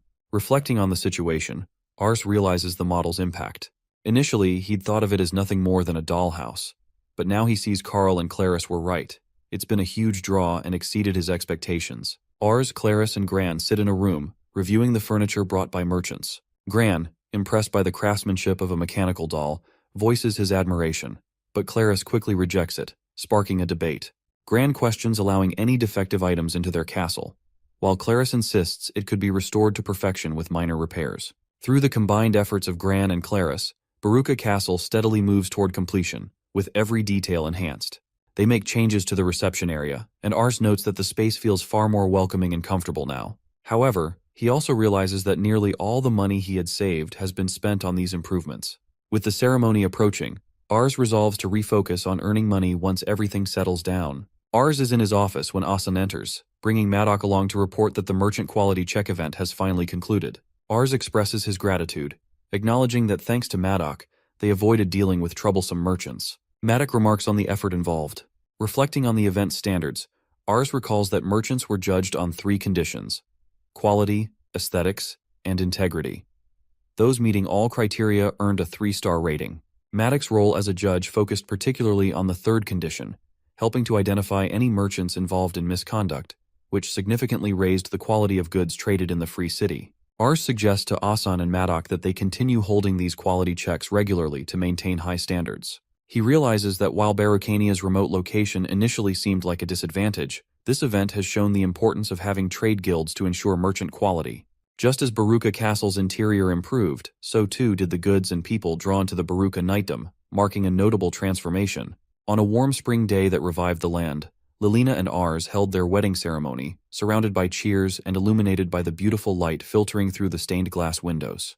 The festivities lasted for 3 days. Ars asks Lilina if wedding ceremonies are always so intense, and she notes that most couples stop receiving guests after a day or 2, but it seems he is especially popular. Reflecting on the crowd, Ars realizes that the line of people waiting to congratulate them included not only familiar faces, but also merchants from the quality check, recent visitors to the hot springs, and others, some even strangers. Many commoners and farmers were drawn to the event, especially for the opportunity to enjoy high-class food from the Graham family cooks, which they wouldn't normally experience.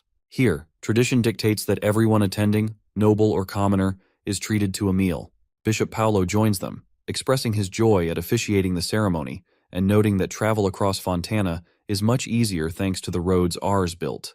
He calls it the most divine ceremony he's ever led, admiring the stained glass in the castle. However, Paolo sternly points out that there's not a single church in the castle town. Ars, who realizes he forgot about the church, tries to explain, mentioning that the church in Baruka village should be enough for now. Paolo retorts that he cannot neglect the spiritual needs of the town's residents. Ars assures him there is land set aside for a new church in the southeastern area. Paolo is pleased and prays for their happiness. He is about to leave but remembers something and says that churches in larger cities often have orphanages. He urges Ars to include one when building the church, rounding out the vision for their growing town. Following Bishop Paolo's request, Ars decides to build a church with an orphanage in the castle town. A nun expresses her pleasure at the news, mentioning she recently became a bishop herself, and that managing the new church will be her responsibility. Paolo assigns her this duty, adding that she has experience from helping him run the church in Baruka. Ars offers to connect the church and orphanage using leftover materials from the castle, which the nun gratefully appreciates. Paolo blesses Ars, then leaves with the nun. Ars, relieved that Paolo has truly left this time, listens as Lilina comments on Paolo's straightforwardness. She finds his frankness valuable, noting that his willingness to point out Ars's shortcomings could be helpful in times of need. Ars, however, feels wary of Paolo's keen awareness of his weaknesses and wonders if the bishop is fully aware of his financial situation, especially since Paolo arranged funding for the church. Musing about the orphanage, Ars decides to add a vocational school. He recognizes a need for educated personnel, especially as Baruka knightdom grows and wealthier people and merchants begin settling in the city. Ars shares with Lilina that an urban legend claims anyone who comes to Barucania will receive the Baruka surname. However, he hesitates to grant the surname to new arrivals, mindful of his recent peace with the Fontana family and the church's leniency with his use of the naming spell. If left unchecked, he fears that those who can't find stable work will settle outside the city walls, creating a slum. Determined to address this, he decides to open a school for reading, writing, and math, alongside a vocational school to teach crafts, ensuring people can find reliable work. Realizing he's been lost in thought, Ars apologizes to Lilina, who reassures him. She feels he's a good lord because of his dedication to the territory. She praises the improvements he's made, including the road from Fontana City, North River Castle, and the joyful expressions of townspeople who greeted them. Lilina, reflecting on the hardship and conflict in their world, is moved by the peaceful environment Ars has built. She shares that, while nobles have limited freedom and are often used in political schemes, she wants to protect the happiness Ars has created. She expresses her desire to stay by his side for the rest of their lives, sharing in the wonderful future he is building. Ars stands outside the church thinking about marriage. Personally, he feels it might have been too soon for him, but it's not half bad. Thank goodness it was Lilina he met. Carl arrives behind him, apologizing for being late, and is amazed to see that everything is finished. The church, orphanage, school, and vocational school are all completed. Ars mentions that while it's a bit far from the center, there is plenty of space. He then asks Carl to become a teacher at the school, which surprises him. Ars explains that he needs many things to properly run the bureaucracy of Baruka Knightum, and one of them is increasing the literacy rate. The people of Linda and Baruka were originally poor farmers, so almost none of them could read or write. Having to rely on memory for everything, from reports to teaching, is inefficient and prone to mistakes. Ars planned to teach them reading and writing using memory preservation magic, but their handwriting and organizational skills are so poor that even if they learn words, it's still hard to read. He wonders if they would even be able to do arithmetic with just numbers, which is where the school comes in. He plans to have merchants teach literature and math when they are in town, while chiefs and knowledgeable elders will teach the children daily wisdom and local history. At the end of each school day, the students will be treated to an all-you-can-eat lunch, which he hopes will draw more people in. Ars also asks Carl to teach the students how to focus mana on their heads, as it will help their minds work better and speed up their learning. Carl has been practicing mana control on his head since he was young, and Ars believes his ability to teach will make a difference. Carl, still feeling guilty for his lack of involvement during the battle with the nobles, is determined to do his best. He agrees to teach and help the students with their mana control, and Ars even gives him the important duty of checking the lunch after class. Ars reflects on how responsible and hardworking Carl is, despite being only 7 years old. He knows that if Carl teaches mana control, everyone will quickly pick it up. However, there's still the problem of finding a head teacher for the vocational school, Gran. Gran tells the students they can work without sleep for weeks and shouldn't worry if they collapse because he'll wake them up. Ars, slightly frustrated, reminds Gran to do a decent job as a teacher. Ars has a lot of things he needs craftsmen for, especially since the stained glass is now famous. He would like to find craftsmen who can work with glass, but what he needs most at the moment is someone who can make lenses. He wishes Gran would simply make whatever he's asked, as Gran is an incredibly innovative person, but he rarely produces much. When Ars asked Gran to make more binoculars, Gran complained that making the same thing repeatedly was boring, and that it was more suited for someone like Ars. Gran is a useful worker, but a somewhat unreliable one. What Ars really needs is more people who can make copies of Gran's work, even if they're inferior. He just hopes that the craftsmen will manage to learn Gran's techniques and settle down to work in Baruka. Ars is riding Valkyrie, observing the fields. He notes that it will soon be time to harvest the wheat. Vargas, sitting on a tree trunk with a disappointed look, agrees, but adds that the harvest this year is going to be overwhelming. He mentions that he passes through the wheat field every day on his way to and from the training area, and that the harvest will be too much. Ars, thinking it's a good thing, asks why Vargas seems upset. Vargas explains that he really hates threshing.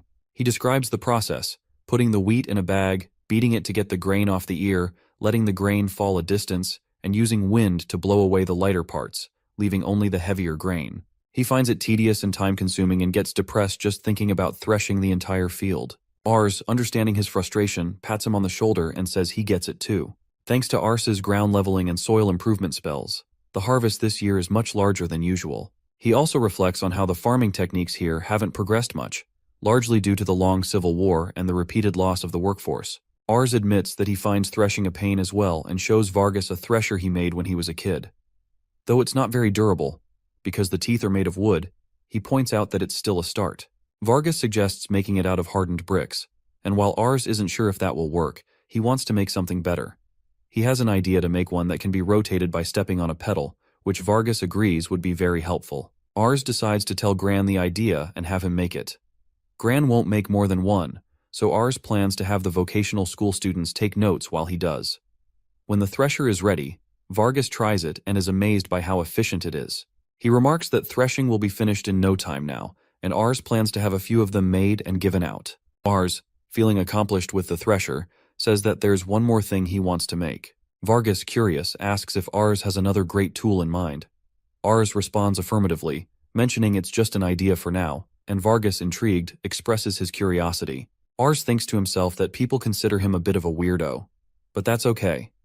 He's surrounded by people who trust him and let him pursue his ideas. Most importantly, he has a family and wants to create a place where they can live every day without worry. Afterward, Ars heads home, riding Valkyrie, where Lilina is waiting for him. He tells her that they will do their best as a lord tomorrow as well.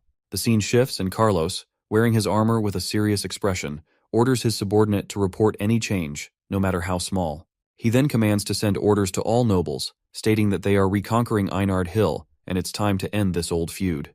The subordinate acknowledges the orders. The scene shifts, and Ars reflects on how rough it was, but they managed to transform the thresher into a pedal-powered threshing machine. While working on that, Ars wanted to improve the querns, which were currently powered only by human strength, or at least that was the plan. Lying on the ground, tired, Ars wonders how to turn the sails. Gran had drawn a basic mock-up, but Ars is unsure how to make it work. Carl arrives, noticing Ars on the floor, and asks about his work. Ars asks how being a teacher is going, and Carl responds that everyone is a quick learner, which Ars thinks must be due to Carl's teaching skills. Ars then explains his idea to build a windmill with sturdy sails that uses wind to turn the sails, transferring the force through axles and cogwheels to grind the querns. Since there's no river in Barricania like at North Reaver Castle, the windmill is the next best option. However, Ars is troubled by the fact that the wind doesn't always blow the right way, and he wants to figure out how to turn the sails.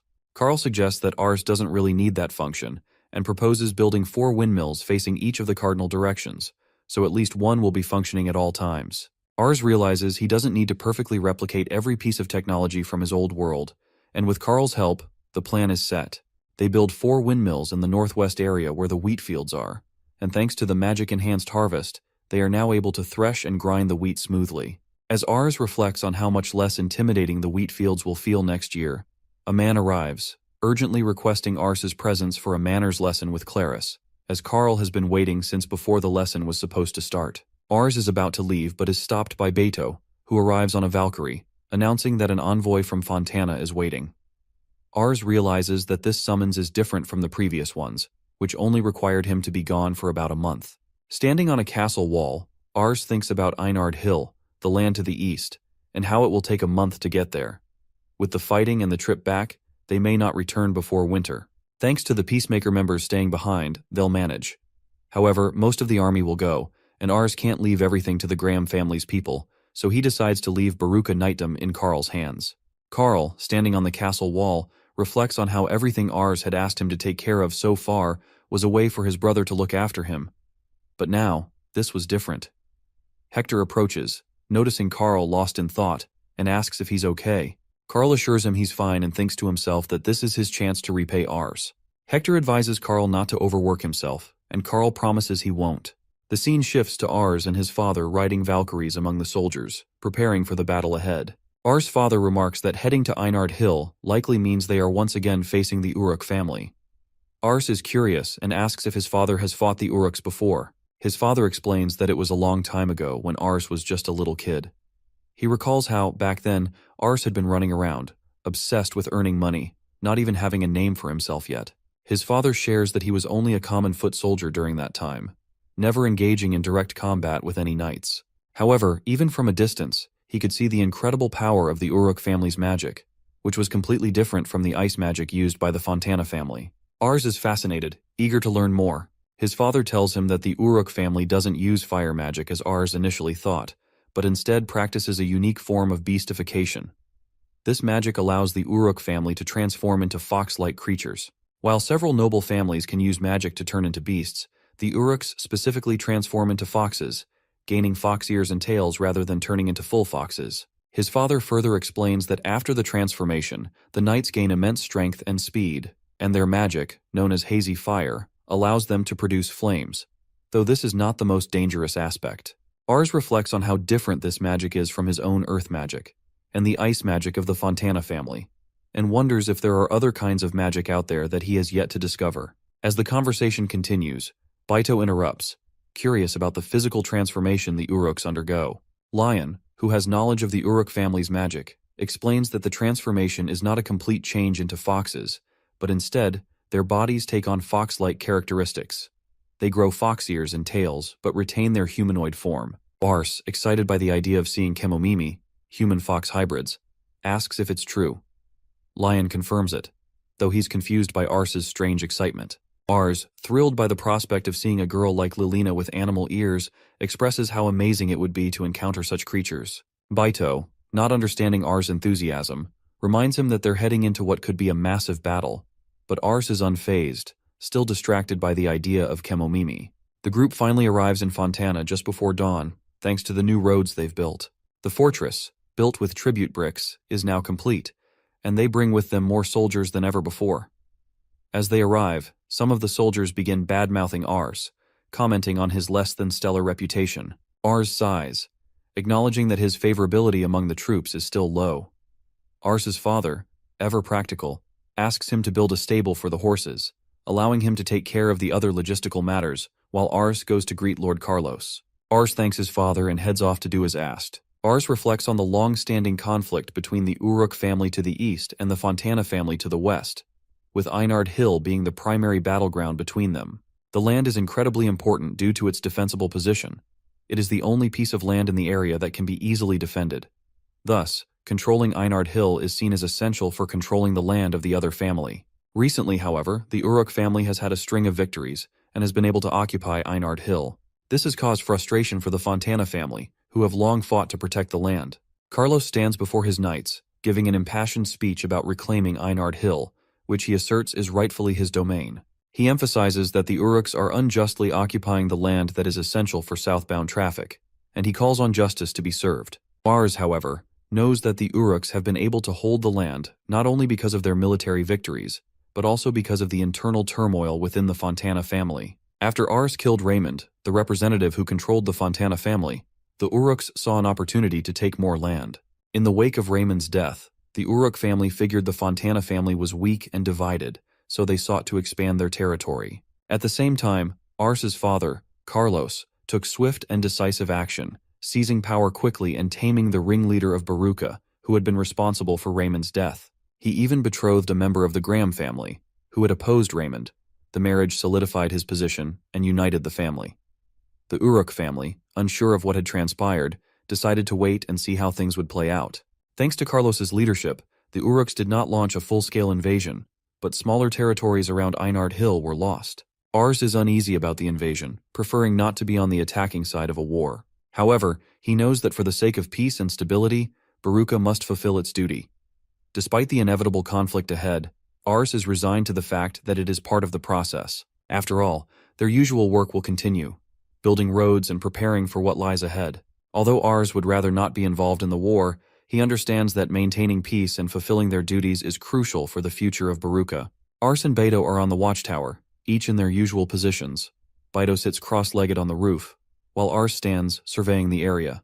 Beto, a bit restless, reflects that he thought it was finally time for them to engage in battle, only to find themselves assigned to road building instead. Ars reassures him that building roads is more crucial than it seems. He explains that Einard Hill has been transformed by the Uruk into a fortified stronghold, serving as their central base. To have any chance of reclaiming the hill, they first need to establish their own base and reclaim the surrounding villages, weakening the Uruk's control bit by bit. Ars admits he's relieved to be working on this groundwork rather than launching a direct attack on the fort. Beto, however, is impatient, his spirit burning to fight and prove their strength. Ars understands but cautions Beto against rallying the soldiers on his own. He notes to himself that Beto, with his fierce energy, would probably struggle to fit into a more peaceful society. Switching his focus back to their task, Ars puts binoculars to his eyes, scanning the landscape to check on the work. Suddenly, he catches something unusual, a hazy movement in the forest. Concerned, he lowers the binoculars. Beto, sensing Ars's unease, asks what's wrong. Concentrating mana into his vision, Ars spots an unusual gathering of mana, a dense concentration moving within the forest. Alarmed, he realizes they're under attack, a significant force heading their way. They both scramble off the tower, urgency overtaking them. Ars notes that if they don't act quickly, the workers on the roads could be in serious danger. Beto points out that they're not in a position to mobilize immediately, but Ars, assessing the situation, suspects that the enemy soldiers are riding magic beasts. Based on the mana concentration, there must be hundreds of them. Ars berates himself for being overly confident that they were still in the preparatory phase of their campaign, with fighting far off. Reaching the stables, Ars calls for Valkyrie, jumping onto her back as the ground begins to tremble, the rumble catching the attention of those nearby. Without delay, he spurs Valkyrie forward, knowing he has to act fast for everyone's sake, his determination surging as they head toward the approaching threat. The scene shifts to the Uruk side, where the scouts report that there are no signs of significant movement in the enemy camp. The Uruk forces assume the Fontana soldiers must be resting from their journey and are unaware of any impending attack, believing they hold a clear advantage. Confident in their strategy and speed, the Uruks anticipate an easy victory and plan to overwhelm the Fontana soldiers with a swift, brutal assault. Mounted on their magic beasts, they begin their advance toward the Fontana camp, radiating confidence and determination as they close in on their target, ready to strike at any moment.